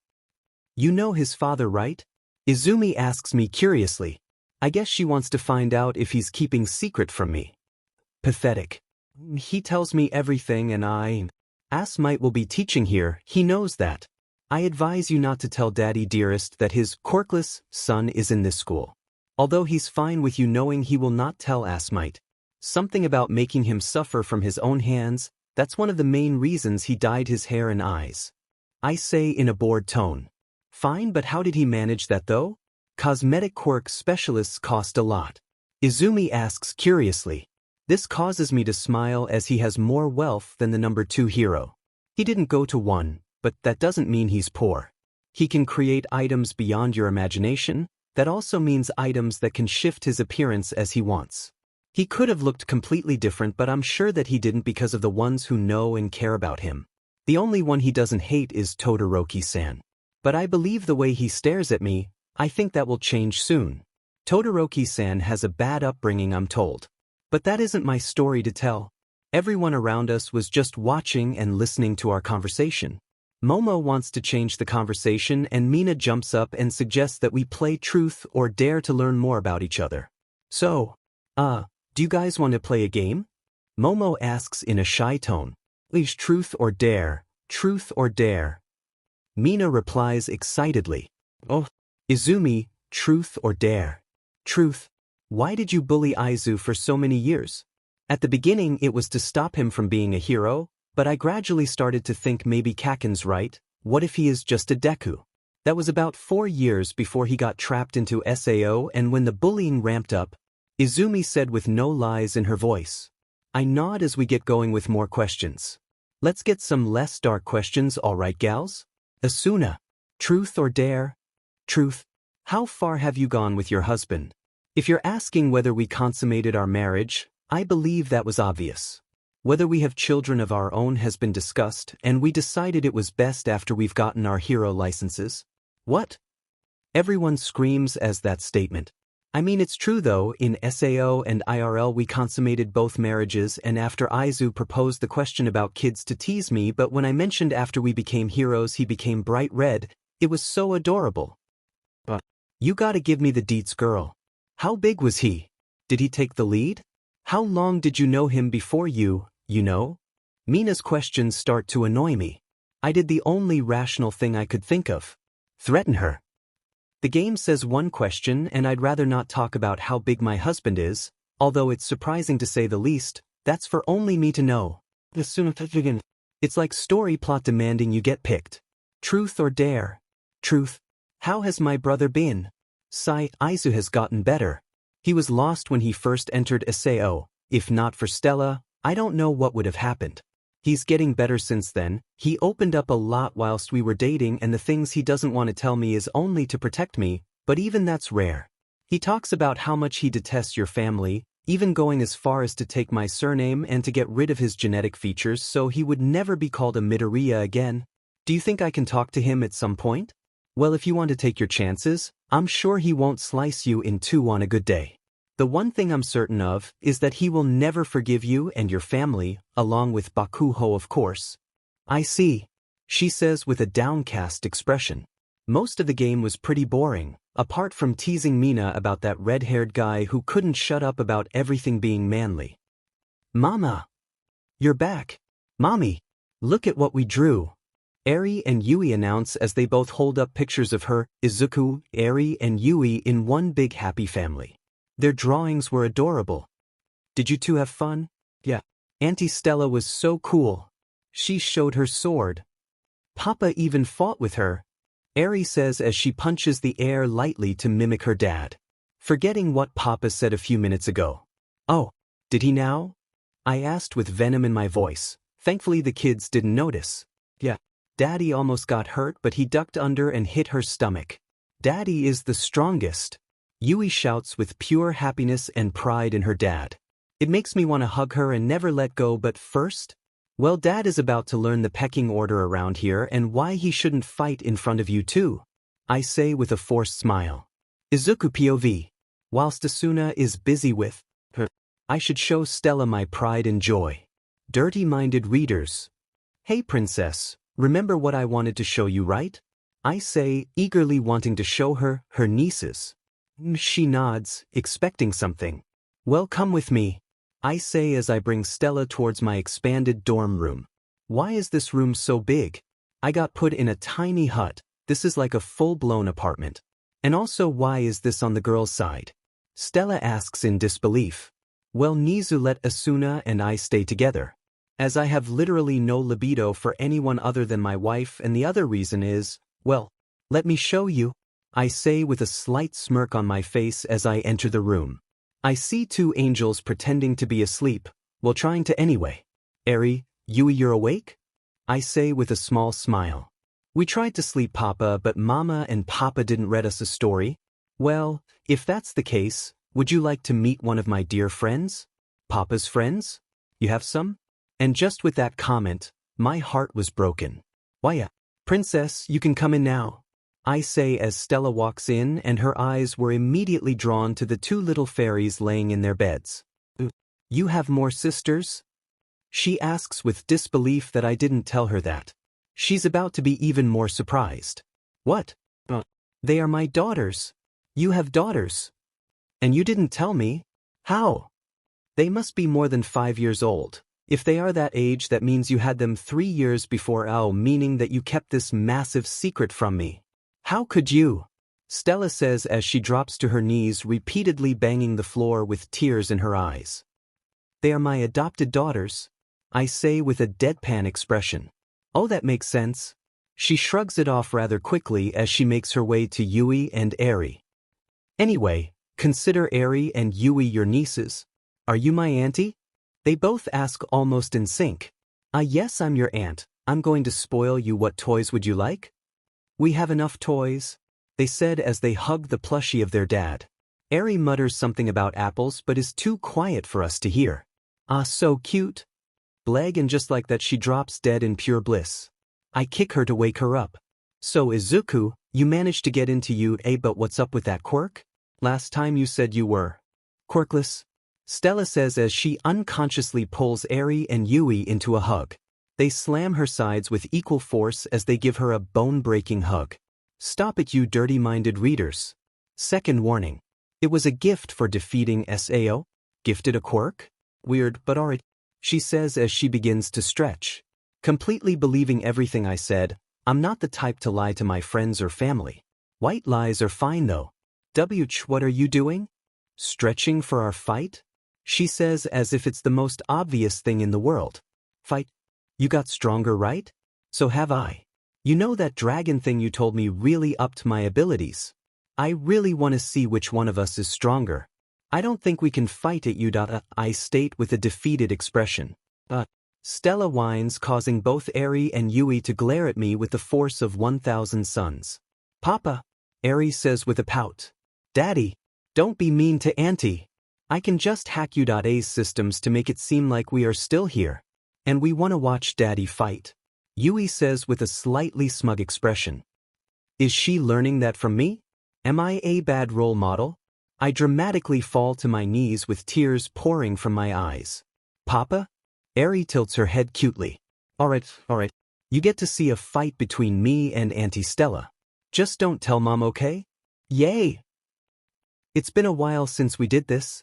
I say as I finish my stretches. Then come, I said in a dramatic anime voice. Stella sprints forwards, drawing her blade as she ran. I summon my elucidator and our blades clash. I could easily overpower her, but my kids are watching. I should at least make it entertaining. Even with me holding back, she is getting overpowered. I know.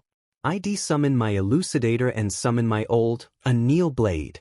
I focus more on speed than strength to wear her down and to make myself look like a badass anime swordsman in the process. I look over to my kids who have stars in their eyes. I continue to redirect her hits as flames try to engulf me. Come on. Why are you holding back on me? She shouts with anger in her voice. TSK, I was trying to put on a show for my kids, but if you don't want me to hold back, that's fine. I'll put it all into one attack to show the difference in our power. I say as she tries to slash with her weapon. I duck under it, trimming the hair on my head in the process. I drop my weapon and punch her stomach, causing her to stumble back. She clutches her stomach as she lands on her knee, supporting herself with her weapon. She looks up at me with a glare in her eyes. She pushed herself upwards and started walking towards me. The results should have been obvious. Oh, you're approaching me? Instead of running away, you're coming right to me? I can't beat the sheet out of you without getting closer. What? How dare you? How dare you say that in front of my kids? It's time to end this, Stella. What? I only said, I'm dead, aren't I? She says in a defeated tone. Frayed so, princess, omi wa mao shindu. Nanny? Skill activation. Dimensional slash. Shatter. Stella's sword falls to pieces. Stella drops to her knees at the sheer amount of power I hold. Eri and Yui ran up to Stella and I. That was so cool. Daddy, can you fight again? Please? Yui shouts happily. Eri nods eagerly. Sorry kids, I think Auntie Stella is exhausted. I say as I hear her mutter with a defeated tone. You really have gotten stronger, haven't you? The sheer cuteness of the two almost makes me bend to their will. Keyword almost. We need to get you two to bed as well before Mommy gets mad. I say as I remember the last time I incurred the wrath of Asuna. Okay, Papa. Oh, and remember, don't tell Mom. Hi. After tucking the girls into bed, I head to the common area to grab a drink. I get pulled aside by Todoroki, of all people. Todoroki says coldly. Me. I shout with a smile. Break up with Asuna, Yuki? He says in his usual emotionless tone. Break up with Asuna? Is he all right in the head? Can't really break up unless we divorce, which isn't going to happen. You don't deserve her. You are weak compared to me, he says with pure arrogance. I can beat ass might and he thinks he could beat me? What kind of an idiot is he? Well, that isn't really true now, is it? It is. I am a much more suitable match for her than you. Careful, Todoroki. Your endeavor is showing, I say with the best reference on planet Earth. What? He asks confused. You think I don't know? Endeavor put you through hell and stopped you from seeing your brothers and sister all because he wanted the perfect child to beat All Might. You are doing exactly what Endeavor is doing. Actually, it's kind of funny. Your mother had a good ice quirk and my wife has an amazing one. Wait, don't tell me you're a mommy's boy? Ha! Shut your mouth before I make you, he says with pure anger in his voice. Certainly different from his usual emotionless tone. You should chill out. I'm leaving, he says blankly. Yeah, nice talking to you. Remember, if you don't leave her, I will make your life hell. And if you keep trying to get with my wife, not only will I burn Endeavor to the ground, I'll do the same to you, I say with a happy and chipper voice. Like you could. So, Izuku Yuki, what was this I heard about you fighting with Stella? I hear Asuna say from behind. Oh God. Now, even God isn't going to save you from what I'm about to do to you. Please no, I say as I run to the exit. Izu, you can't run and you can't hide. Asuna seemingly teleports in front of me with a demonic expression on her face. Asuna, hun, you don't have to do this. Oh, but I do, you see. You're already dead. Yui and Eri, are you ready for your first day of school? I asked in a soft tone. Yes, Dad. Yui shouts eagerly. I see their adorable outfits and I can't help but smile. Quietly takes a picture without anyone noticing. Lock screen photo obtained, _. Eri quietly nods in agreement. I guess she isn't used to new people. At this moment I see a familiar figure at my door. What am I? The bear? A mouse? I'm the principal of U.A. He says cheerfully. Eri looks at him as if he's a massive teddy bear. I guess she's going to be fine, I think caused me to chuckle lightly. Principal. Nice to meet you. I have been told of your antics. I'd rather you not introduce my daughters to thoughts of world domination or anything of the like. I say in a completely serious tone. No promises, he says a little bit too eagerly. Eri, Yui, are you ready? Yes, Papa. Take good care of them, Nizu, I say with a slight venomous tone to put across my warning. I'll go wake up Mama for her first day as well. Have fun, you too, I say as I hug both them and kiss Yui's and Eri's foreheads, causing them to giggle happily. Asuna, I say softly as I shake her a bit. Her expression when she's asleep almost makes me want to not wake her up, especially after yesterday. Asuna, wake up, I shout, causing her to move her pillow over her head to block out the sound. 5 more minutes. We are going to be late for the first day. Eri and Yui's first day, I need to get them ready. She shouts as she sits up immediately. I've already done it. What? I wanted to see them in their uniforms. Asuna says in a sad, depressed tone. Well, you could have if you weren't acting like a boulder. Are you calling me fat? Oh no. No. I'm not touching those topics. I still have a scar on my shoulder from when Stella stabbed me, I say as I leave for homeroom. I approach Class A's ridiculously sized door. Why do they even have this? If someone was that size, they wouldn't be able to sit in the room properly, let alone the desks. Asuna is slowly walking behind me. Obviously, she didn't get enough sleep. Maybe she's feeling guilty. You know, after beating me to near death. At least I'm not in the same class as Bakugo, I mutter to myself as I enter the room. I sit at the back of the room where my assigned seating is. Asuna joins next to me as we wait for everyone to enter. As the rest walk in, including the annoying brown-haired girl, I notice the tired figure on the floor. This is our homeroom teacher, Shota Aizawa, also known as the Eraser Hero, Eraserhead. This is the hero course. He mutters in a low tone, causing everyone shriek in shock at his stealthy entrance. It took 8 seconds before you were quiet. Some of you are alert, others need to pay more attention. If this was a villain attack, those seconds you wasted would have costed your life. Time is limited, some of you aren't rational enough. I'm your homeroom teacher, Shota Aizawa. Nice to meet you. Put this on and go out on the field, he says as he throws the PDD equipment at us. A quirk apprehension test? Everyone shouts. What about the entrance ceremony? The brown-headed bimbo asks. If you're going to be a hero, you don't have such time for leisurely activities. This is how teachers run their classes. You have been doing these types of tests since junior high too, right? Well, in this assessment you can use your quirks. Izuku Yuki, you finished first at the entrance exams, correct? Yes, sir. In junior high, what was your best result for the softball throw? 88 meters, sir. Impressive. Now try it with your quirk. No holding back. No holding back, sir? Precisely. Do whatever you want as long as you stay in the circle, he says as he throws me the ball. Okay, I say as I pull my arm back. I remember all the times Asmite screwed me over. Go to hell, I shout as I launch the ball, causing a massive shockwave, knocking everyone over and even cracking some of the windows. Sir? Why hasn't the reading finished yet? It's still in the air. Give it a moment. Ow! A loud sound came from behind us. Everyone turned around to see Asmite rubbing his head as he holds a burnt ball. Beeped 40,075 kilometers. I think that's 1920x the speed of sound. Approximately 658,560 meters per second. That's a lot. But I was still held back my strength somewhat.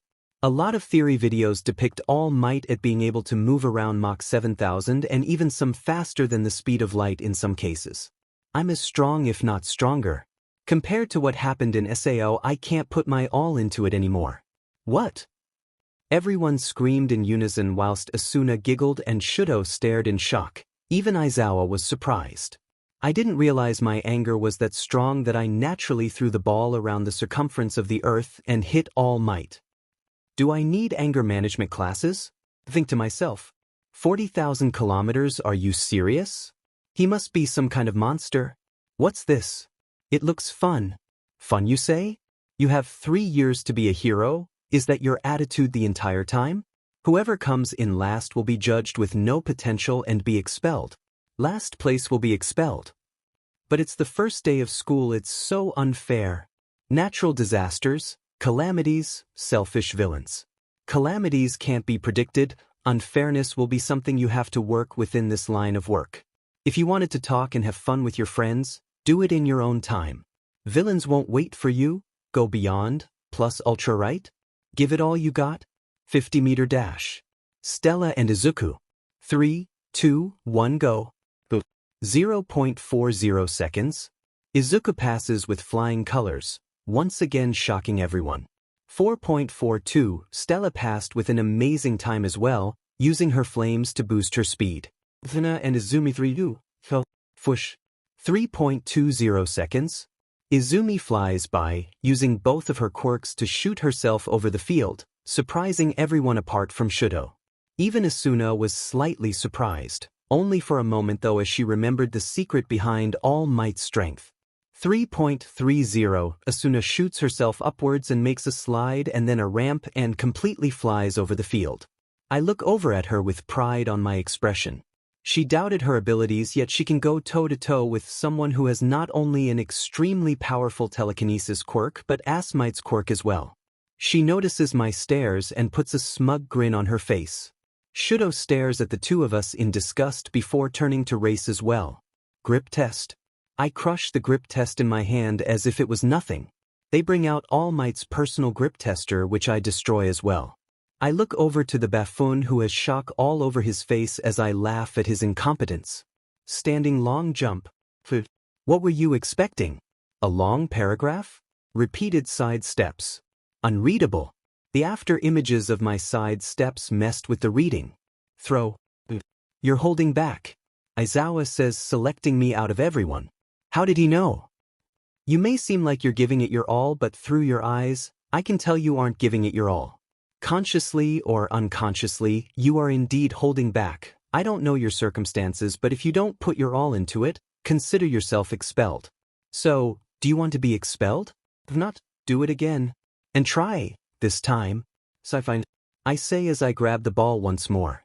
I think about my friends in SAO, each one on the front lines dying and being slaughtered by the boss.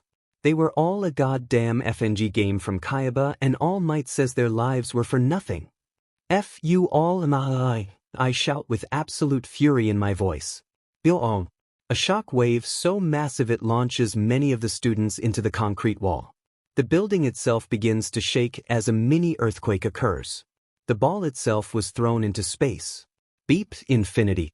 Everyone stood there in shock. Asuna saw I was in pain. Izumi stood there contemplating how powerful I was. Shudo looked defeated as he was weak. Each of the classes watched out the window. I even saw Bakugo look in awe and fear at my power. I thought I could handle my emotions. Why does everything have to be so hard? Why? I feel a slight dampness on my cheeks.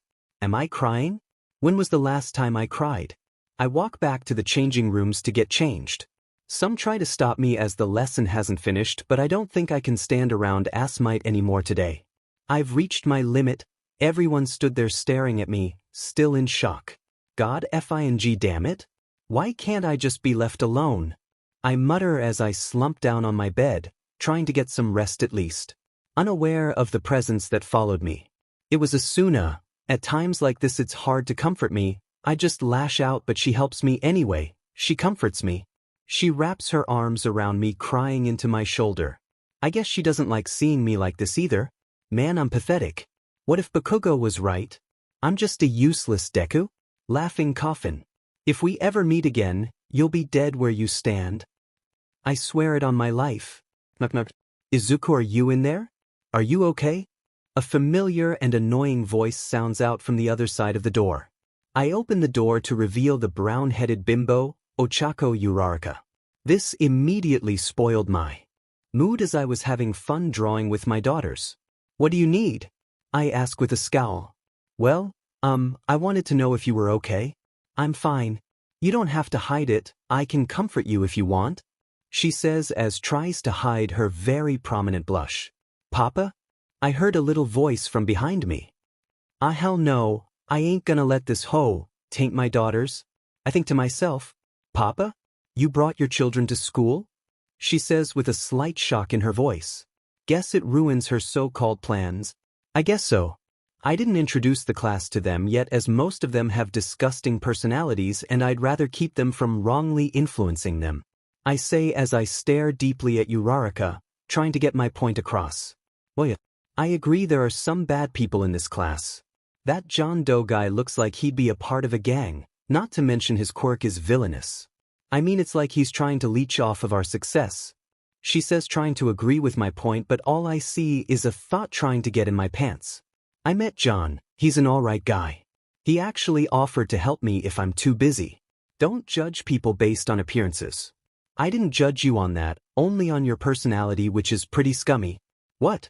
I'm only trying to help, she shouts in desperation. You offered to comfort me, presumably alone in my dorms. Have you ever wondered why I'm on the girls' side instead of the boys? I live with my wife and to be honest, she's extremely angry at you. Wadash, she says as she turns around and my grin becomes very visible. It was Asuna standing there in all of her glory. She was visibly shaking with anger as I presume she heard the majority if not the entirety of the conversation.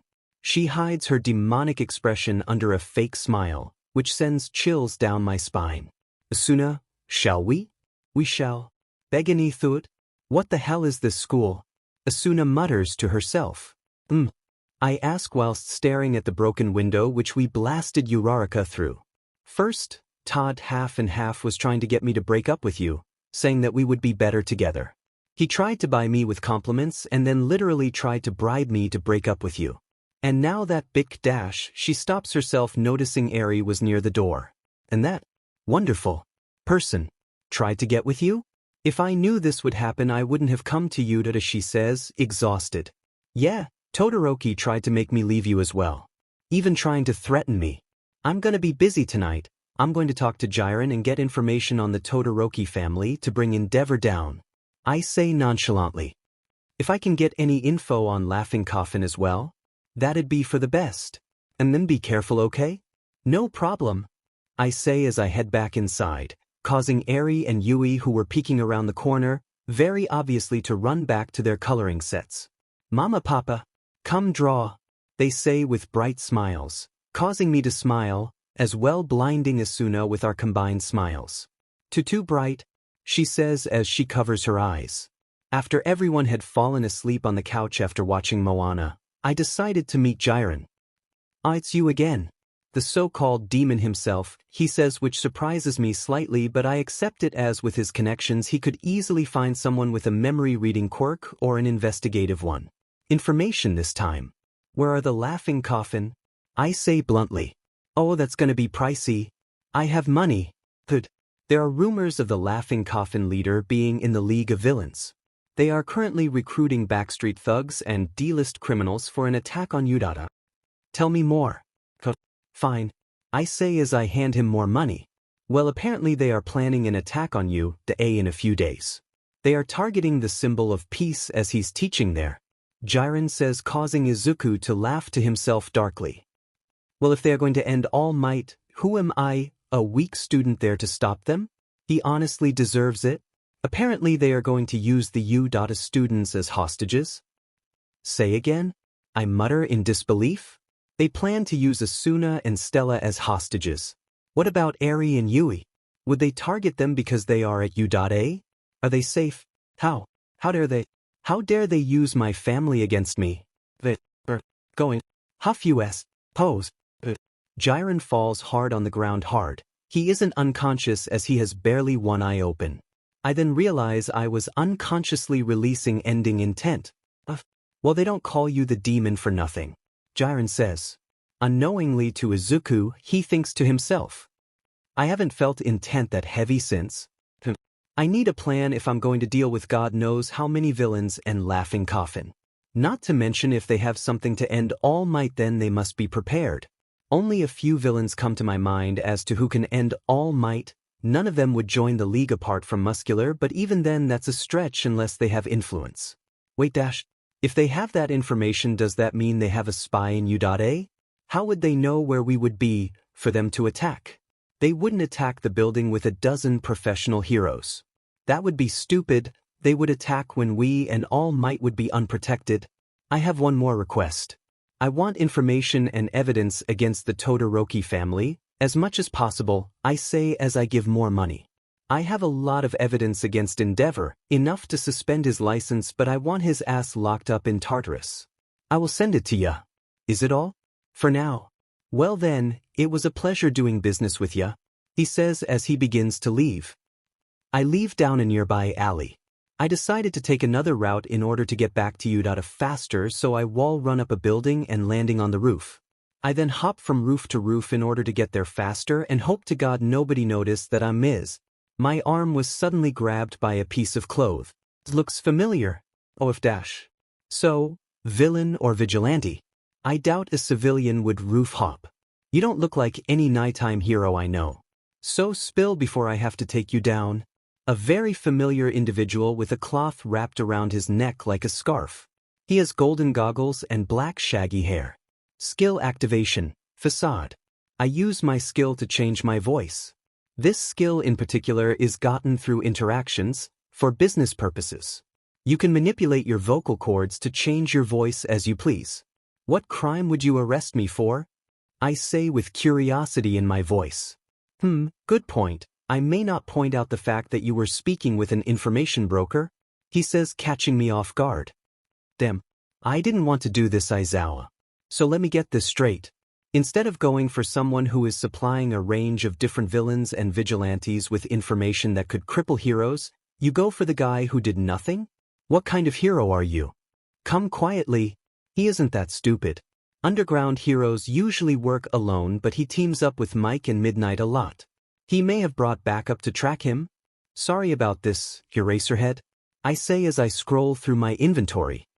I can't let him know of my strength or sword skills, so he may trace it back to me.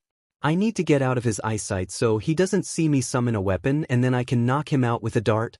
I take 2 steps back, whilst trying to distract him with information. He notices my movement and dashes forwards, locking my arm with his scarf. I grin and jump off the building. He unwraps the scarf from my arm so he doesn't get pulled off with me. With his view restricted, I summon my dart. I see Sensei jump down after me as I land on a fire escape. Wait, isn't this an opportunity? I think to myself as a wide crescent smile spreads across my face. I jump off the fire escape, landing on the alley. Eraserhead jumps after to confront me. I throw the dart at Eraserhead, completely missing him. It was as if I didn't even aim for him. Eraserhead looks visibly confused as he calls me out on it. Are you really a vigilante? What kind of aim wadash? He falls to the ground face first. I purposefully missed Eraserhead and made the dart ricochet off the fire escape, making the dart strike his back, paralyzing him.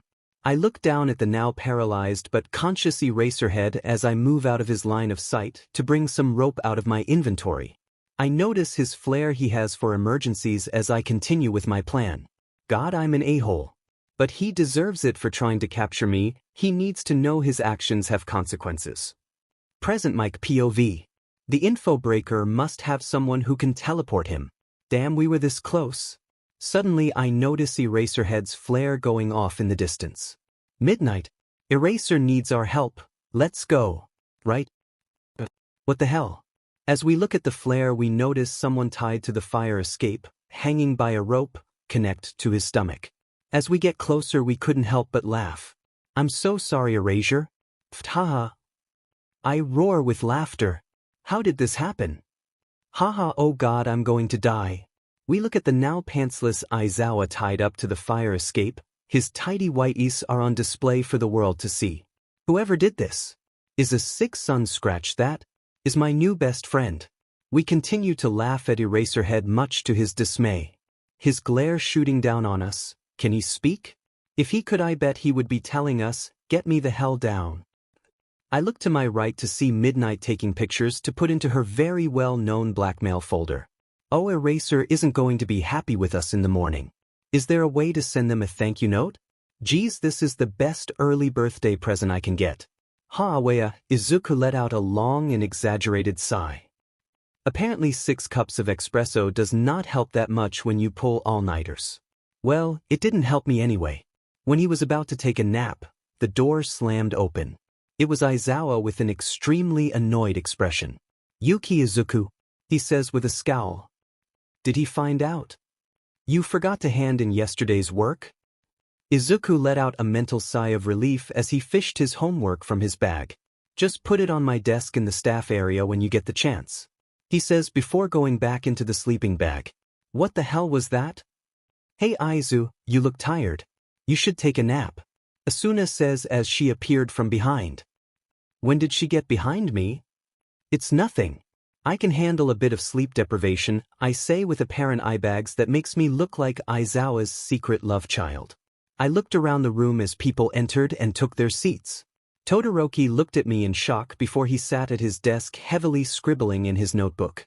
Asuna noticed my unwillingness and got an extra chair out of the supply closet and put them together. She sat 2 lengths apart and pulled my head onto her lap, causing others to give me jealous stares. Is this the fabled lap pillow? I fell asleep almost immediately. Don't you think he should be awake for this lesson? Izumi called out with fake concern for her brother. Fig real? Who cares? He just needs to rest his eyes a little. Eri was keeping him up last night. She had a nightmare, causing the rest of the class to go, oh, Eri's POV. Achoo, Eri sneezes adorably. Sis, you didn't get a cold, right?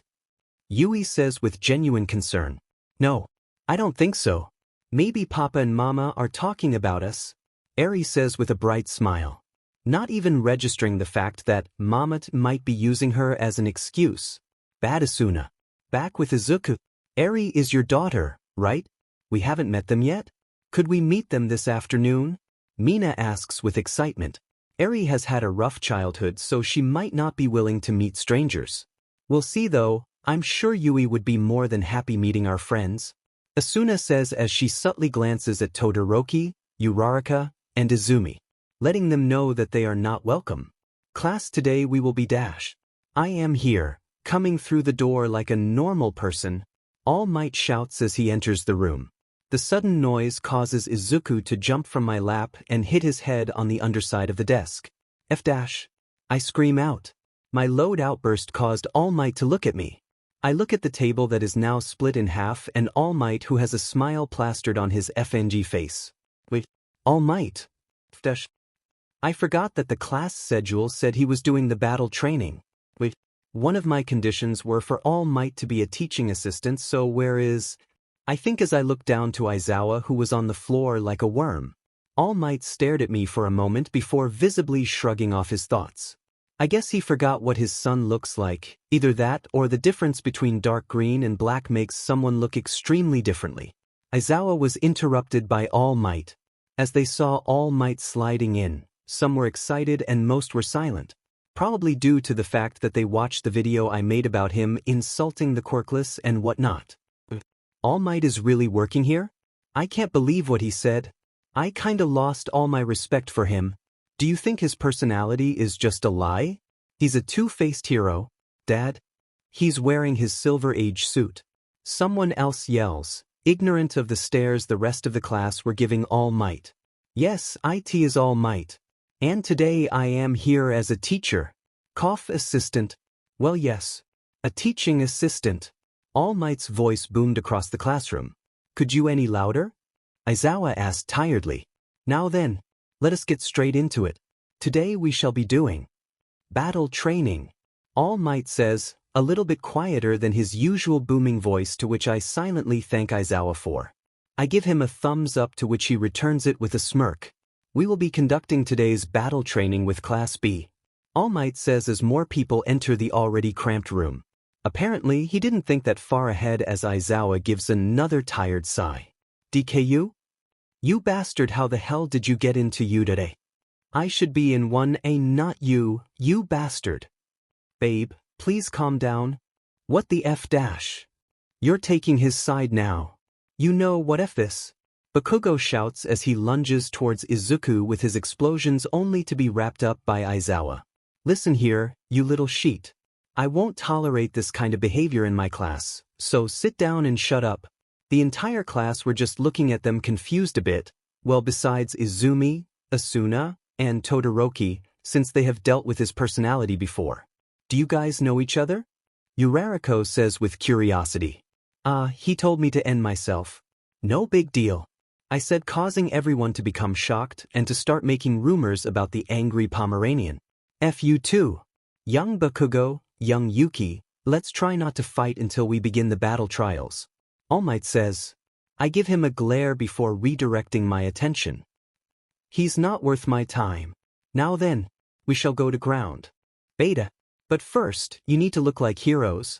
From the wall most inward of the classroom, suitcases popped out listing numbers 1 to 20. I look over to Class B, who already have their suitcases in the hands. It seems they had brung them along. Now get these on and meet me at ground, Beta. All Might booms once more before rushing out of the classroom. Everyone gets up from their seats and grabs their assigned suitcase. As Izuku gets up and grabs his suitcase, he smirks as he takes out his previous uniform. Something that was iconic in Iso, as everyone knew the name of the Black Swordsman. Welcome back, everyone. Everyone's costumes look super cool. All Might shouts aloud, but then he noticed something. Has anyone seen young Yuki? He asks, confused. The class looks around for a bit but finds absolutely nothing. I was here before all of you. Let's just get this over with, I say as I appear beside All Might, shocking him and the others. If I take the item in my inventory, I can just equip it instantly. I'm just surprised that other than Asuna, no one has any awareness skills. Wow, Izuku. You look great, Achiko says aloud, causing an annoyed glare from Asuna, who is dressed in her SAO outfit. It's different because Asuna never joined the guild. It's so nostalgic. I guess you made it exactly like before. I say with a warm smile as I remember our adventure throughout. I couldn't bear to part with it. I wish I left you a copy so I could bring it here, but I guess the support department is amazing too. They made an exact copy of it, Asuna says with a blooming smile. Seeing her so happy makes my heart melt. You two look great. I hear a voice from behind. It was Stella. She was wearing a standard uniform. It wasn't one of you, eh? They got exactly what I wanted. I don't really need a hero outfit for protecting because my Empress dress basically blocks all bullets and attacks for me. It's a built-in armor. The only problem is that covers my sight, which disturbs my swordsmanship at times. Stella says. I nod in response, understanding what she meant. I'm strong enough as it is, but if my clothes were destroyed whilst fighting, that'd be a problem. Lucky my armor carries the stats it had in the game, I think to myself. Class 1A and Class 1B. You can choose your own teammates. Please make your own teams of 3. All Might says, which causes me confusion. Wouldn't it be better if it was randomized? Some teams will have an unfair advantage and know each other's quirks already. It's probably because he's bad at teaching. After a little while, the teams were finally formed. Shoto, Bakugo and Izumi. Stella, Izuku and Asuna. John, Tokoyami and Sat. Momo, Shuji and Kirishima. Kuji, Satu and Kaminari. Drew, Hagakura and Ida. Mina, Azui and Urark. Uwais, Shota and Hananuki. Tetsu, Ibra and Kendo, etc. Author couldn't be bothered.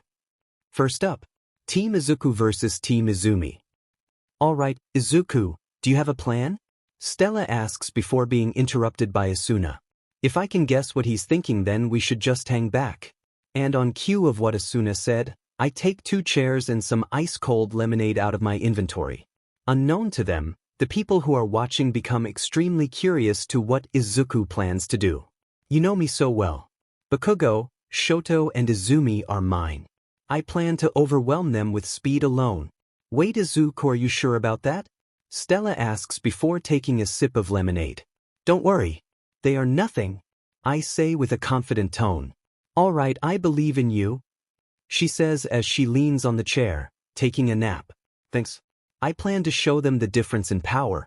Go hero team. All Might shouts through his microphone. All Might shouted through his microphone.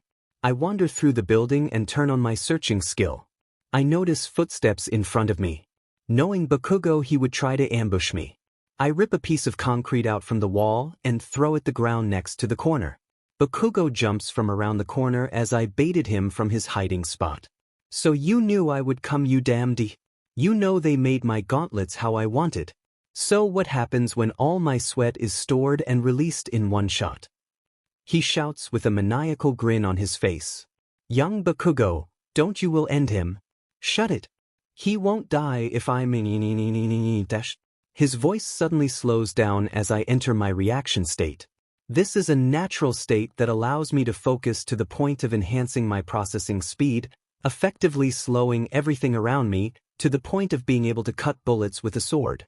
This paired with my extreme speed makes it seem like I'm almost slowing down time itself. I start to hum to myself as I see an extremely slow explosion come out of his gauntlets. If I could save time in a bottle, the first thing that I'd like to do is to save every day, till eternity passes away, just to spend them with you. Izuku runs on the wall to avoid the explosion, leaving small craters beneath his feet as he runs. He leaps towards Bakugo, planting a foot in his face, causing a view of Bakugo's face distorting in slow motion. He looks at Bakugo for a moment before getting an idea. He tears out some of the steel mesh from the concrete like a hanger before going back to Bakugo. He picks Bakugo up and hangs him from the steel mesh with an atomic wedge. If I could make days last forever, if words could make wishes come true, I'd save every day like a treasure and then, again, I would spend them with you. Izuku runs up the stairs to see Shoto already firing off his ice in anticipation. Unfortunately for him, the ice is only slowly creeping towards Izuku in this state. Izuku just runs across the ice almost as if he's skipping. He thought it was quite fun. After ice skating a little bit, he stands in front of Shoto with a serious grin before taking a permanent marker out of his inventory. He then decides to scribble all over Shoto with insults such as, "Daddy's boing," or, "I love my daddy," and so on. After he's finished, he makes it so Todoroki punches himself in the face. But there never seems to be enough time to do the things you want to do. Once you find them, I've looked around enough to know that you're the one I want to go through time with. He then gets to the bomb, where he sees Izumi all alone in her frozen state. He can't really think of anything else to do. That was before he realized All Might was watching. He decides to humiliate his sister by tapping her with a paralysis dart to make sure she doesn't use her quirk whilst unfrozen. He then ties her with a rope around her stomach much like he did with Aizawa, and he throws her out the window. Of course, attached to something so she doesn't fall to her death. If I had a box just for wishes and dreams that had never come true, the box would, and then everything unfreezes. Bakugo is dropped with a gravity-assisted atomic wedge along with a kick to the face. He is knocked unconscious. Shoto gets slammed into the air, he is knocked unconscious. Izumi is just dangling outside the building. She is well, conscious at least. Izuku touches the bomb before getting a hesitant answer from All Might. But the hero team wins? All Might says as if he's unsure himself. He then sees his precious daughter dangling outside the building. Rage fills his voice. What the hell was that? What happened? I didn't know Yuki was that strong. Go Izuku. What the hell are Class A made of? Izuku Yuki. Bring my daughter inside right this instant. He shouts with pure malice in his tone. This causes everyone to shout out. Daughter? Everyone in Class B screams in unison as their voice goes through the mic. I guess nobody mentioned it. Well, only Class A knew and Bakugo. Do it yourself, you lazy f-. I say into my headset as I crush it in my palm. I leave to head back to the observation room only to feel a gust of wind shoot by me. I smirk to myself. Well, that was fast, Stella says in surprise as I begin to stagger. Izuku? Stella shouts out. Asuna already knows what's happening as I get extremely exhausted from going into that state. I only do it as a last resort or if I wanted to show someone up. It allows me to make fine movements that I wouldn't be able to do just with my speed as my mind wouldn't catch up to how my body moves. I was tired already earlier. I just need a little rest. I say as I slowly walk back to the observation room. This was when Asuna moved under my arm to help support me as my arm is now wrapped over her shoulders. Sometimes it's fine to ask for help. Thanks, hun. I smile as I think to myself, how did I get such an amazing wife by my side? Young Yuki, may I have a word? What do you want? I ask. Why can't he just go back to America or something? I just want him out of my face. Maybe I should have chosen a different hero school. What were you saying? I sorta drifted off. Well, I would like you to apologize to my daughter for humiliating her in front of the class. Old man, don't get me wrong, you have no power over what I can and can't do. Old man? He repeats with shock in his voice. If I wanted to throw your precious daughter into a volcano to burn for eternity, then I will. You and your daughter's thoughts mean nothing to me. Young Yuki, I am telling you to apologize to my daughter. You do not want to make an enemy out of me. And what happened when someone did last time? Oh right, you offered him a quirk marriage and he ended up putting your reputation through the swamp. You are now the 30 most disliked hero on the Hero Association charts. Imagine what would happen if the so-called symbol of peace's reputation sunk even further? Would you get kicked out of the Hero Association? Would you even be allowed to do hero work? What would happen to your family? You have no power over me, and I suggest that if you think about trying anything, you should be more aware of your surroundings. I say as I pull a mini camera out of my pocket to show to All Might, saving the recording and putting it in my inventory, out of his grasp. We will discuss this later, Ass Might says with a slight cough. No, we won't now, f off Ass Might. Grr. Just like a dog. All bark no bite, hell you even growl like one pea. Everyone is seated in the class as Aizawa comes in the room. We're going to. Everyone sat in suspense. Be picking a class president, he finishes and gets into his sleeping bag and starts drinking juice. That's a normal school activity, almost all the students say. Sensei, can we elect a voting system? Ida says, chopping his hands like a robot. I don't care how you do it, just do it, he says as he closes his eyes and starts sleeping. But won't everyone vote for themselves? Asks Tsuyu. That's why we're doing this, to see who has got more trust and skill at being the class president, replies Kaminari. All right everyone. Place your votes, says Ida passing out papers. After a few minutes, everyone seems to be done. I got the most votes by far. Following me is Yaoyorozu and Ida. What? Everyone voices in disappointment. Great. I'm class president, awesome. I smirk, causing Ida to look down in sadness. As my first order as class president, I order that my presidency be revoked and Ida becomes president in my stead. Because it's so goddamn boring. And that I get less time with my kids. Are you sure, Yuki-sen? Yup. Ida is president, Yaoyorozu is vice president. Any questions? Class dismissed, he says, going back to his sleeping bag and drifting off to his own winter wonderland. It was lunchtime and I am sitting with Asuna, Stella, and my daughters. Asuna made us all some sandwiches which tastes amazing. Definitely a better cook than Lunch Rush. Apparently, I muttered this, causing Lunch Rush to rush over and challenge Asuna to a cooking competition. I rarely get enough time to spend with my daughters. Please leave before I'll make what All Might could do to you. Look like child's play, she says with a casual smile. Lunch Rush visibly shivered, causing him to run back to his kitchen. Hey, Izuku, could we sit here? My daughters are here, I say with the hope that they get the hint. We don't mind. Apparently, Ochiko and Izumi thought it was an invitation to sit and chat. I begin to laugh at her appearance. She reminds me of a South Park character. I wanted to get up and leave, but Asuna pinched and twisted my thigh, causing me to wince in pain. So these are your daughters? They are so cute. You two can call me Auntie Cheiko. This causes both Yui and Eri to look up at me as I shake my head to tell them to never call her that. See, can you call me Auntie Izumi?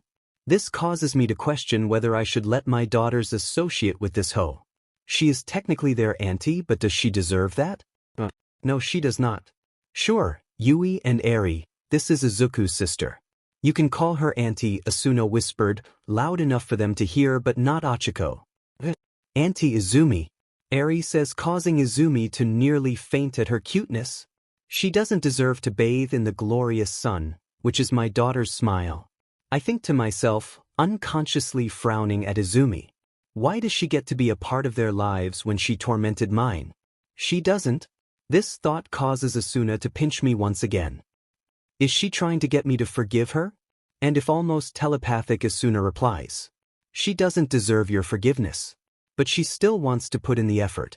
At least let her know of the life she can't have. I will never let her get hands-on with Yui and Eri after what they did to you. It's called making them jealous. Asuna whispers with an evil smirk. Suddenly the alarm goes off and everyone starts panicking and heading for the exit. The noise causes Eri to go into a panic attack. At the sight of this, I nearly lost control. Shut the hell up. It's the effing media. How are you all in the hero school? You made my daughter cry, so lay the F down or I'll slice you in 2-inch. I shout as I realize my bloodlust causing everyone in the room except my daughters and Asuna to pale in fear, some even faint. My anger made me neglect the fact at that time that it might have been a diversion for the League of Villains to steal information for the upcoming attack.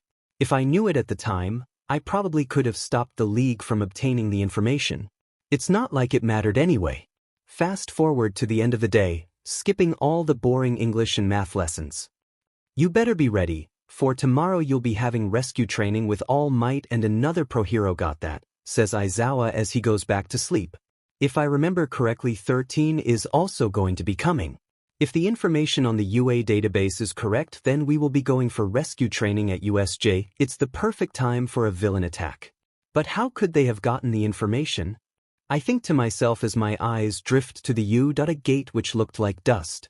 Wait, did they break in when the media? No, the media alone couldn't break through the gate. It was a diversion. Damn it. After a few minutes, Aizawa enters into the classroom and announces, today we're going to have rescue training with 2 other pros and I. Can I protect everyone? If I try to inform the staff, they will ask where I got the information. That is a conversation I do not want to have. I could give them an anonymous tip, but they likely wouldn't give it a thought. I have a plan, even if it's a terrible one. Aizawa tells us to meet him outside in their hero costumes, and everyone does so. Once everyone's on the bus, I sit in between Asuna and Tsuyu. There was an awkward silence between everyone except us two. Tsuyu decides to break it. Hey Izuku, she asks. Yes, Tsuyu, he replies. Call me Tsu. I give her a nod as she is pretty much one of the only tolerable people in this class, and she continues, I usually say what's on my mind, and I'm wondering your quirk is like All Might's. I suppose. Now, his strength is like his, but he also has that item creation like Momo's quirk, Kirishima says bluntly. This causes everyone to stare at Momo curiously, to which she didn't have a reply. Todoroki continues to write in his notebook. I could vaguely see a family tree with mine and Momo's name connecting. Alright everyone, we're here, says Aizawa, and everyone gets out of the bus. Once they get inside they see the Pro Hero 13. Oh, it's the Space Hero 13. Have you seen any of his rescue missions? He's so cool, that's why he's my favorite hero, to be honest. Okako says with an excited expression. Maybe I can get her away from me if I bribe her with 13 merch? Before we get started there are 3, no 4? Maybe 6 thing we need to discuss before we get started, 13 says. After the introduction, everyone makes it inside. I get myself ready as the attack could happen at any point. Suddenly a purple mist opens at the middle of the USJ where the fountain is at. From the portal come out dozens of thugs, a man with hands all over his body and a buff bird-like creature. Wasn't All Might supposed to be here? Did he have a change in schedule? The handman says, so you were the ones who broke in the school 2 days ago? I ask, causing the villain to chuckle. Did you really think we would just walk in the school? Of course not, everyone needs a diversion once in a while, he replies. 13 protect the students, says Aizawa as he begins to move. Aizawa. I'm sorry. What do you mean? Aizawa was cut off as the entirety of the class was enveloped in blue light. My teleport crystal on the class. Everyone was freaking out about what was going on. Everyone except one. Asuna cut through the teleport glyph, letting her and only her leave the portal area. A few seconds pass and everyone vanishes, only leaving Asuna and I at USJ. Uramas, you really think I didn't know what a teleport crystal looks like? Asuna shouts very angrily. I'll deal with you later. For now, we have other problems. Kurogyri, what the hell happened? It seems that one of the students has a warping quirk, much like my own. If you weren't our escape ride, I would have disintegrated you already. No matter, we will get All Might here by ending these 2 kids. No need. I will handle them, boss. A voice from the back sounds out as a man walks forward from the crowd of villains. Kiri. I know. That's red-eyed Zaxa. Why is Laughing Coffin here? And he called him boss. Why? Asuna was visibly trembling at this point. A second later that trembling got much worse as we saw another figure leave the portal. It feels like there's something stuck in my throat. I feel like I can't breathe, let alone speak. That's Gleam Eyes. They recreated him here. Are they mad? I shout out. The appearance of the Gleam Eyes causes Asuna to tear up slightly, probably thinking about my near-death the first time I faced it. Asuna, you take Zaxa. I believe in you. I'll take Gleam Eyes and the rest. Bead, but that's too many. Finish soon and then come to help me. I don't know if they replicated its strength or made it stronger. My guess is on the latter. I remember you now. The Black Swordsman and the Berserk Healer. Kirito and Asuna. I remember you. I will pay you back 100-fold for everything you did to us. He's Laughing Coffin as well? Asuna. It's all in our heads. Last time we fought we were much weaker. So, let's do this. Right? As I jump down the staircase, I summon both my weapons. The Elucidator and the Dark Repulsor. I cut down the enemies one by one, dismembering and maiming but not ending. I see Asuna engage Zaxa as I fight Hanzi over here. I slice his fingers off on one hand as he grabs my jacket with his other, only for nothing to happen. He looks shocked as if something was supposed to happen. The pain finally registered for him as he screamed in pain. You! Gleam Eyes end him. The massive monstrosity charges at me. Skill activation, cross guard. I block the blow with both my swords, but I was still flung into the staircase, creating a crater with the impact. It's definitely stronger than last time. Asuna POV. So, Healer-san, how did you like me ending all your friends? People who you considered your family? Zaxa says calmly as the blade is enveloped in a black aura. Shut up. What about Kirito over there? What will you do once I drive my blade through his skull? Shut up, I shout as I lunge forwards. He tries to jump away, but I freeze his legs, stopping him from running. It seems you have new tricks. And it seems like you don't know how to shut the hell up. I shout in rage as I barely miss his eye with my blade. It was a noob to crack his lens, hopefully impairing his vision. I heard from a certain source that you even have kids now. Imagine that, the Berserk Healer taking care of kids. Who would have thought? What, too scared to speak? I think if you touch a single hair on their heads, I will be wearing your guts like my mom's pashmina. Excuse me? I'm sorry? Did I freaking stutter? I said if you hurt them, you will experience pain and torment beyond anything you can possibly imagine. Your body will be torn piece by piece as you beg for a mercy that will never come. I will add your screams to my goddamn Spotify and I will see your head mounted on a pike. Was that some sort of reference? What the F happened to my arm? Zaxa screams delightfully as I sever his arm with a gleeful smile on my face. Oh, that was just the starter.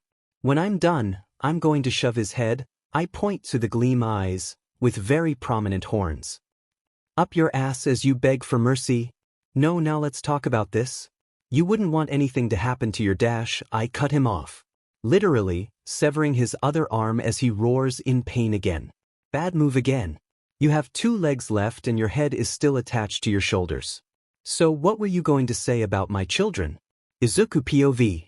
I wipe the blood off the corner of my mouth as I laugh. Hee hee aha.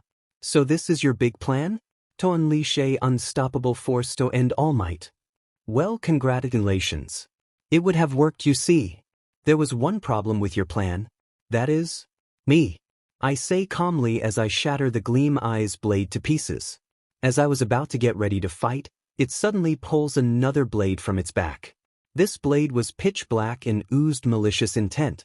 I charged forwards only to be stopped by the blade. I jump back and scowl. What kind of deus ex machina is that beast? Why, you see, this isn't a normal weapon. It is the legendary legendary darkened blade. A cursed blade with its own consciousness that can take over its host when used. What the fuck? Well, guess what? In the name of Kayaba, I can pull bullshit out of my ass as well. Skill activation. The Eclipse. I charge at the gleam eyes, starting with my 27-hit sword skill that I used on the bullshit Kayaba boss.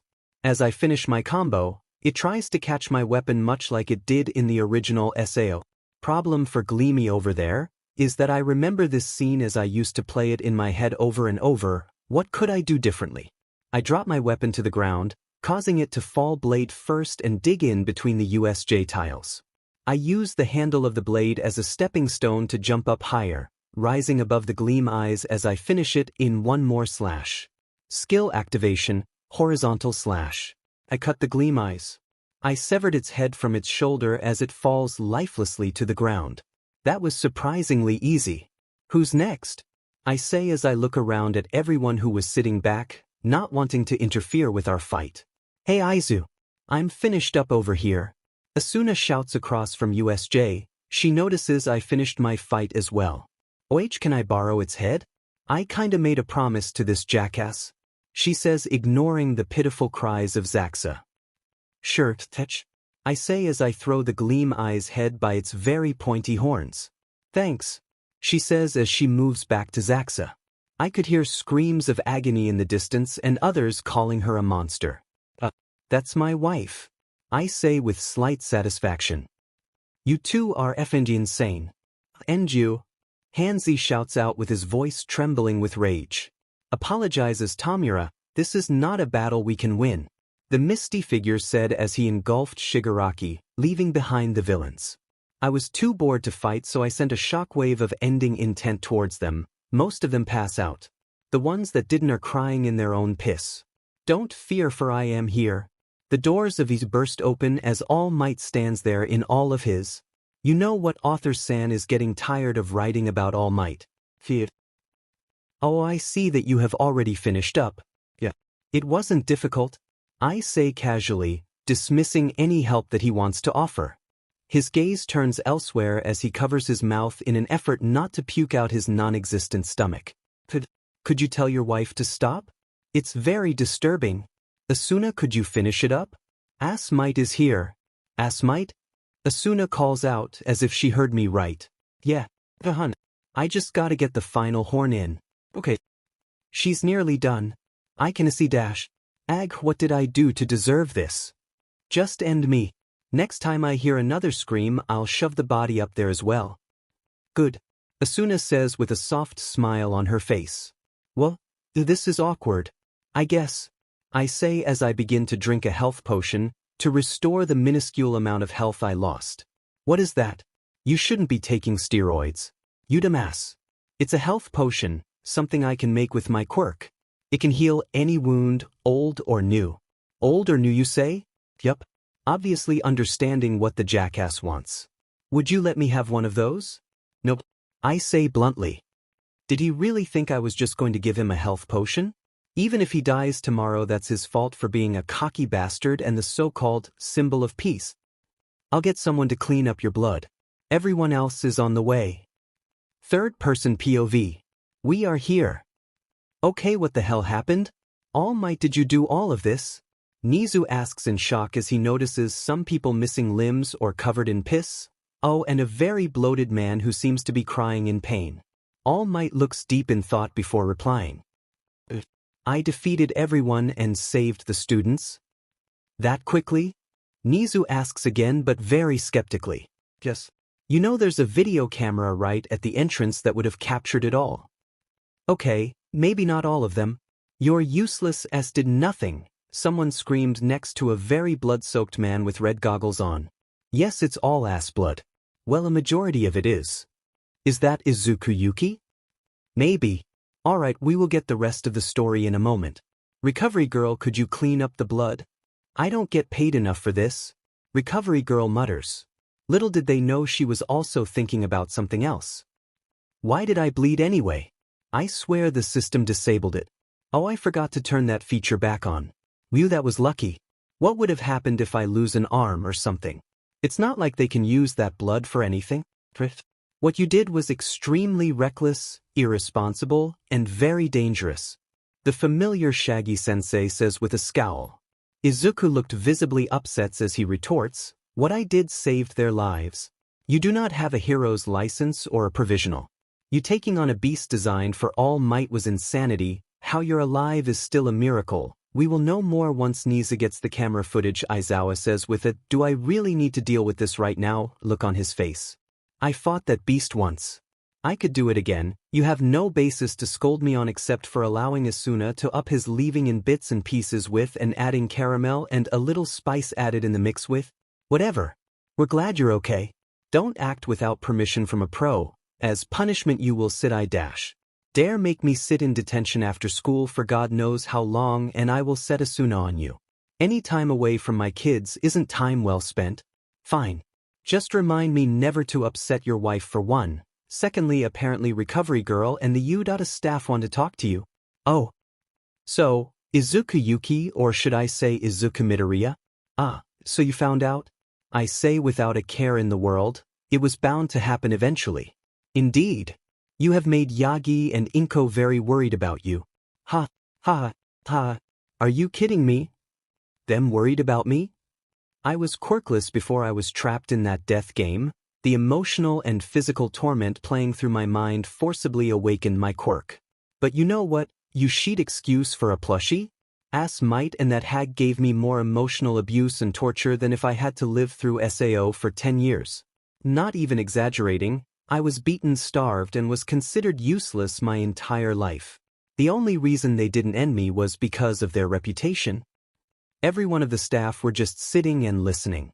Tatsumaki, All Might, Art, Nizu, and the others were all hanging on my every word. Actually, let me go into more about what happened.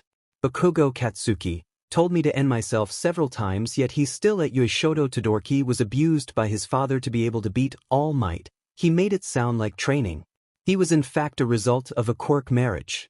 I don't hate him so much as the others, but he still did his fair share of damage, and my dearest sister Izumi Midoriya. She was the worst of them all. She made me trust and believe in someone only for her to crush all my dreams. She stomped on my heart and over the years, watched me slowly die inside. I even thought of suicide most times before I found someone who actually helped me and liked me for me. So anything you can say to convince me that dearest daddy and mommy aren't so bad? You can stick it up your ass. I am sorry for that, but we had also heard that you can make items that can fix any injury. Don't you think it's your obligation to help your father? You could heal his stomach. Nizu says. I give him a sickly sweet smile as I respond to his ludicrous question. I guess I could.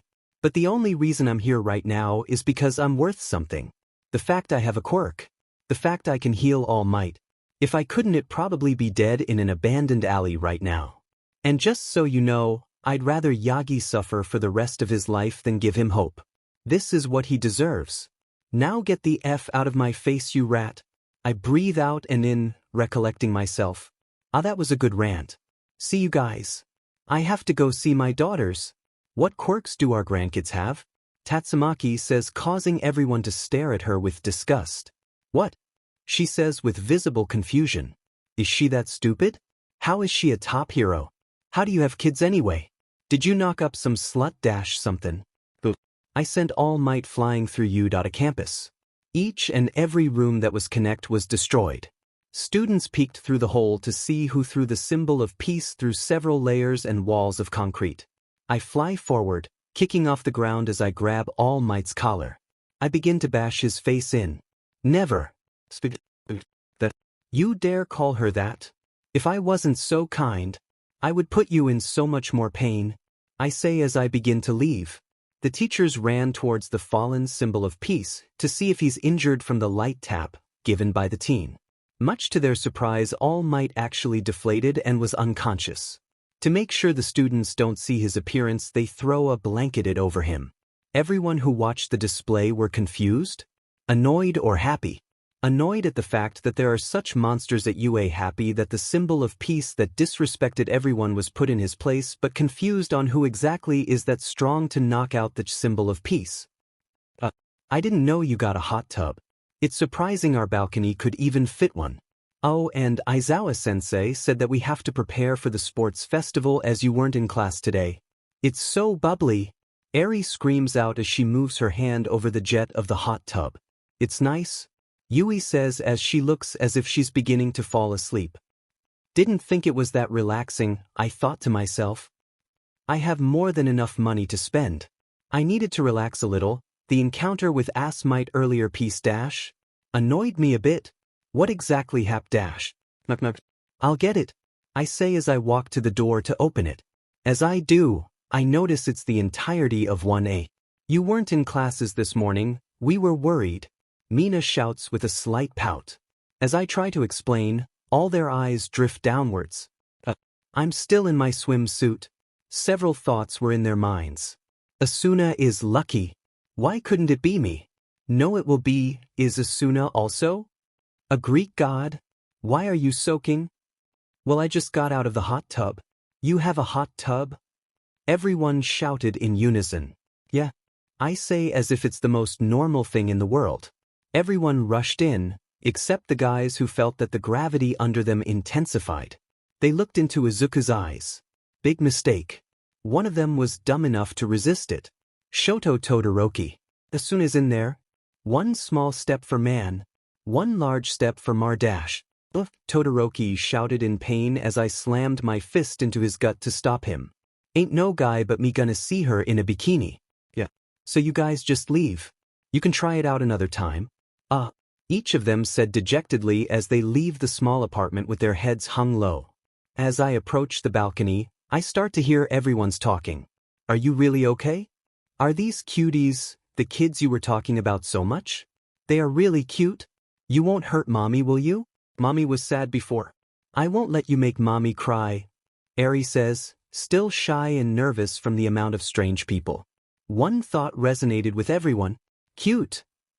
It's okay, they are too weak to hurt me, my little snowflake, she says with pure confidence, which makes Eri smile brightly. Mommy will be the best hero with Daddy. Yui was smiling at her sister for her courage.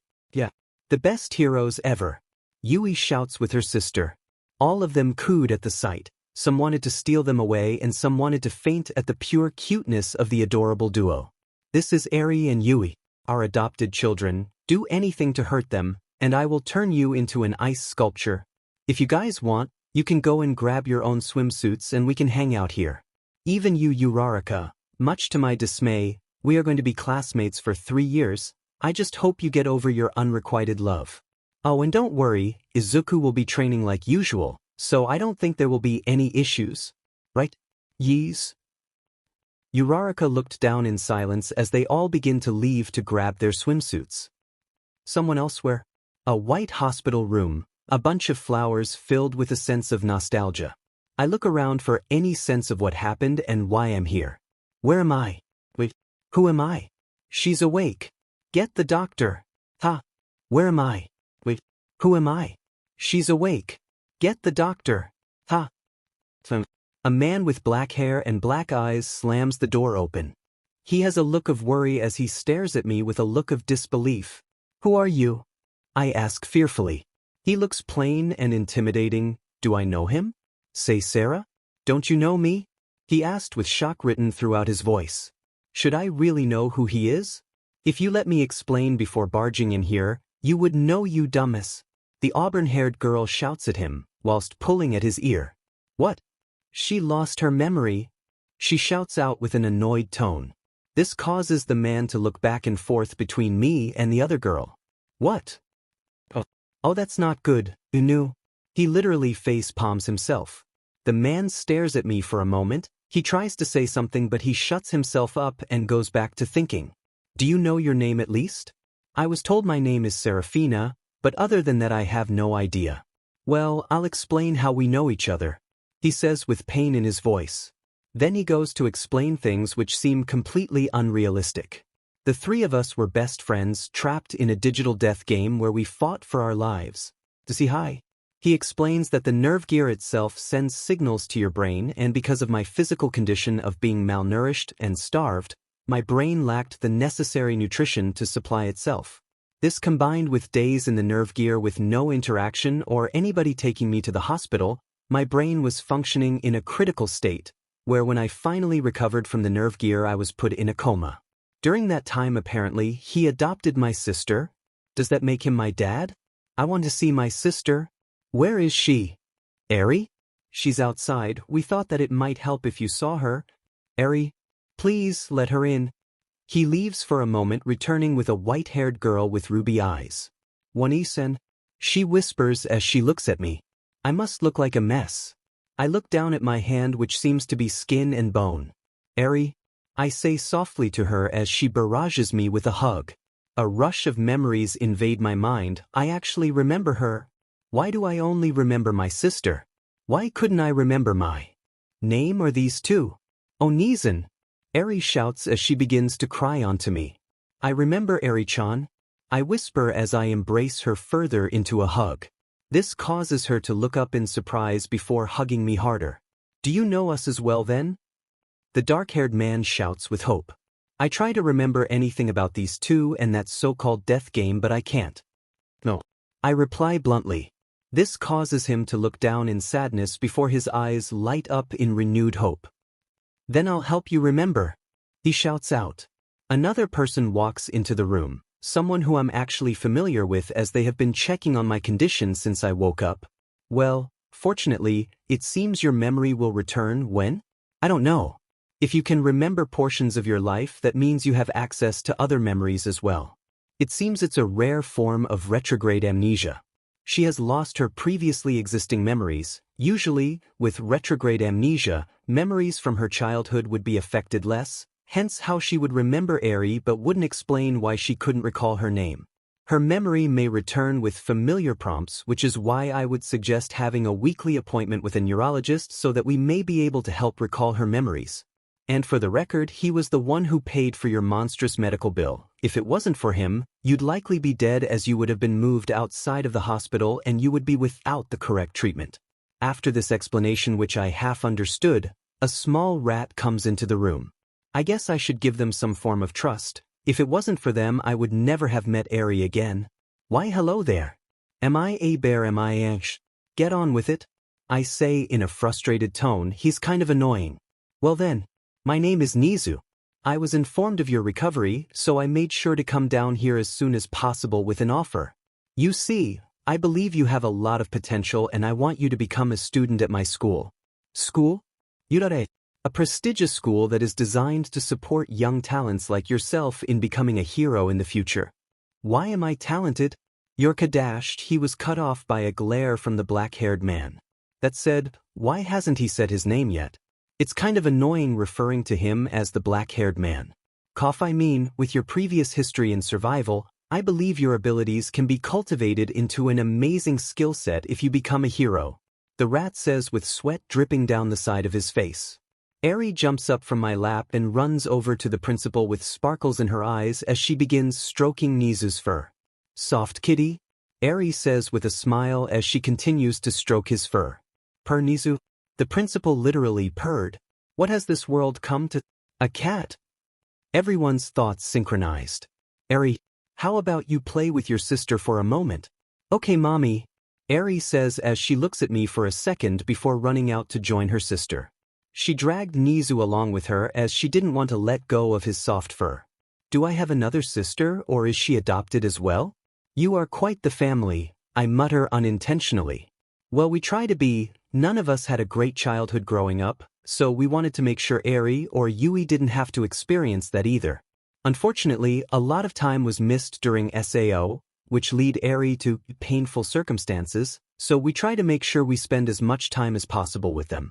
I'm sure Eri would like to stay with you more, which is why I think you should come to you today with us. You get to be with her and have a future, and if you're wondering, your quirk is time manipulation. However, I'm not sure how it would work after such a long period. I don't want to abandon Eri again. Should I join you today until I remember what my dreams were? Sure. I'll join you if I can stay with Eri. But what does this make me, her aunt or her sister? Both, I guess? They looked at each other with an unsure expression. What about your other daughter? We can introduce you to Yui later. We still need to find out when you are cleared from the hospital. We are going to fill you to the brim with food as well. We don't want to scare children thinking the zombie apocalypse is coming, right? This statement causes the auburn-haired girl to punch him in the arm. Oh, one last thing. What are your names? Did we really forget to tell you our names? My name is Asuna Yuuki and H-. My name is Izuku Yuki, her amazing husband. He shouts as he cuts her off with a lot of confidence in his voice. He must be really amazing. Amazing husband? You can't even tie the trash bag properly. Says the woman who crippled a guy to the point of having to surgically remove someone's head from their ass. Says the guy who mentally scarred an entire Yakuza just because you were too lazy to explain to the police why you took on an entire Yakuza. Do I need to say any more? So what, you just want me to roll over and be nice to them? At least I pretend to be nice to people. Yeah, wait, pretend? They are both idiots. They seem nice. For psychopaths at least. It was the start of the day and everyone's eyes were on the unfamiliar girl standing by the door alongside Izuku and Asuna. Ugh, morning class.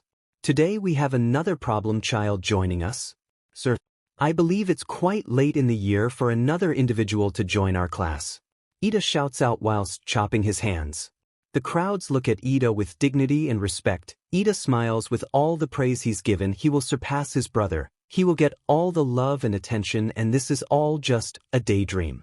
He snaps out of it in a praise the sun pose whilst everyone watches him, giving him weird stares. Ida, I have a headache, you aren't helping. As for why she is joining us this late in, that's because she had always had a spot in this class, but due to her circumstances, she was not able to join us. Aizawa says before dropping his face on his table, wanting to get the day over with and get some sleep. I see. Well, as a respectable member of this class, I will make sure that she is well adjusted. Ida says, trying to be a good role model, but is quickly met by whispers from Serafina to Izuku asking if he's the weirdo of the class. No, I guess the weirdo of the class is me. John is the brooding Sasuke. Mina the future pop star, or porn star. Ashui the frog. Tenya the strict one. Achiko. Stella, the cool one. Denki the dumb one. Kirishima the manly one. Kuji the quiet one. Sata the baker. Shuji the mysterious copycat ninja. Jairu the music nerd. Izumi the betrayer.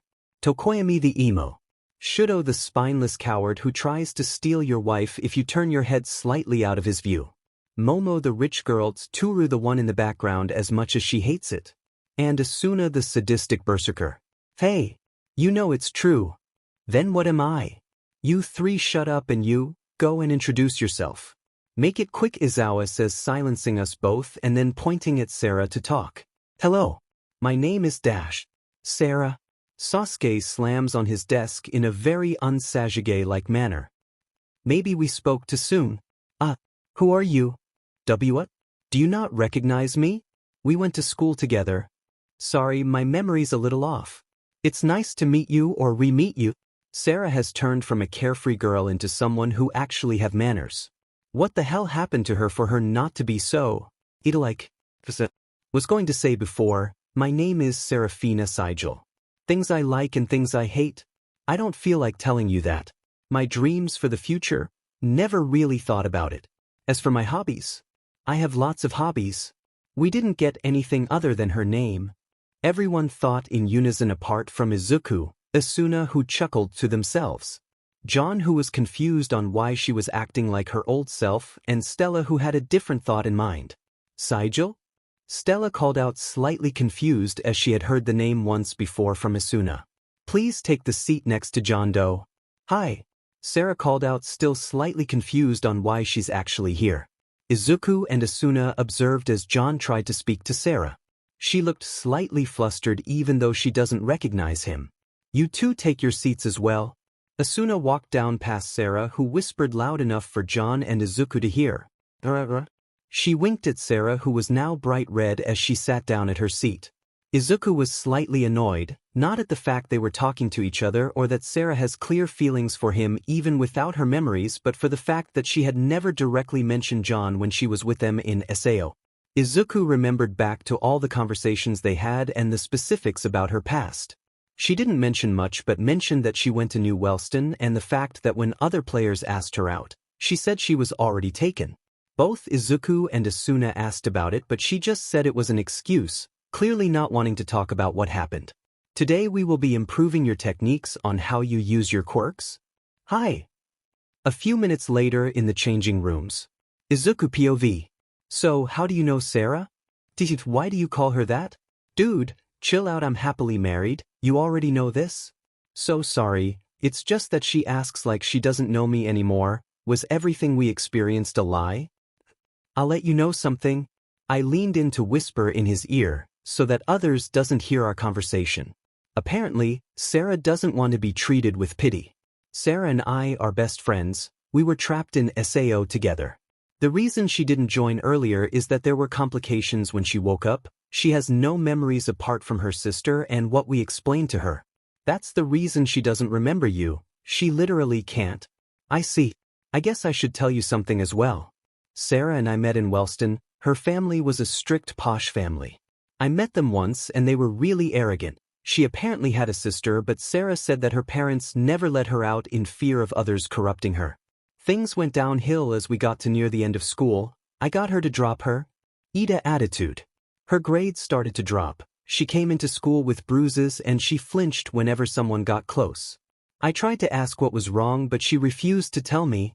Well, that's different to what she told me. She said her family was pretty shady. I guess she doesn't remember much, but if she didn't want to tell you, I don't think it's my place to say anything, especially if she didn't want to tell you. She will remember in time, so try to be patient. You know the way of Achin? Nope. Oh, and Sarah's sister is my daughter Eri. What the F dash?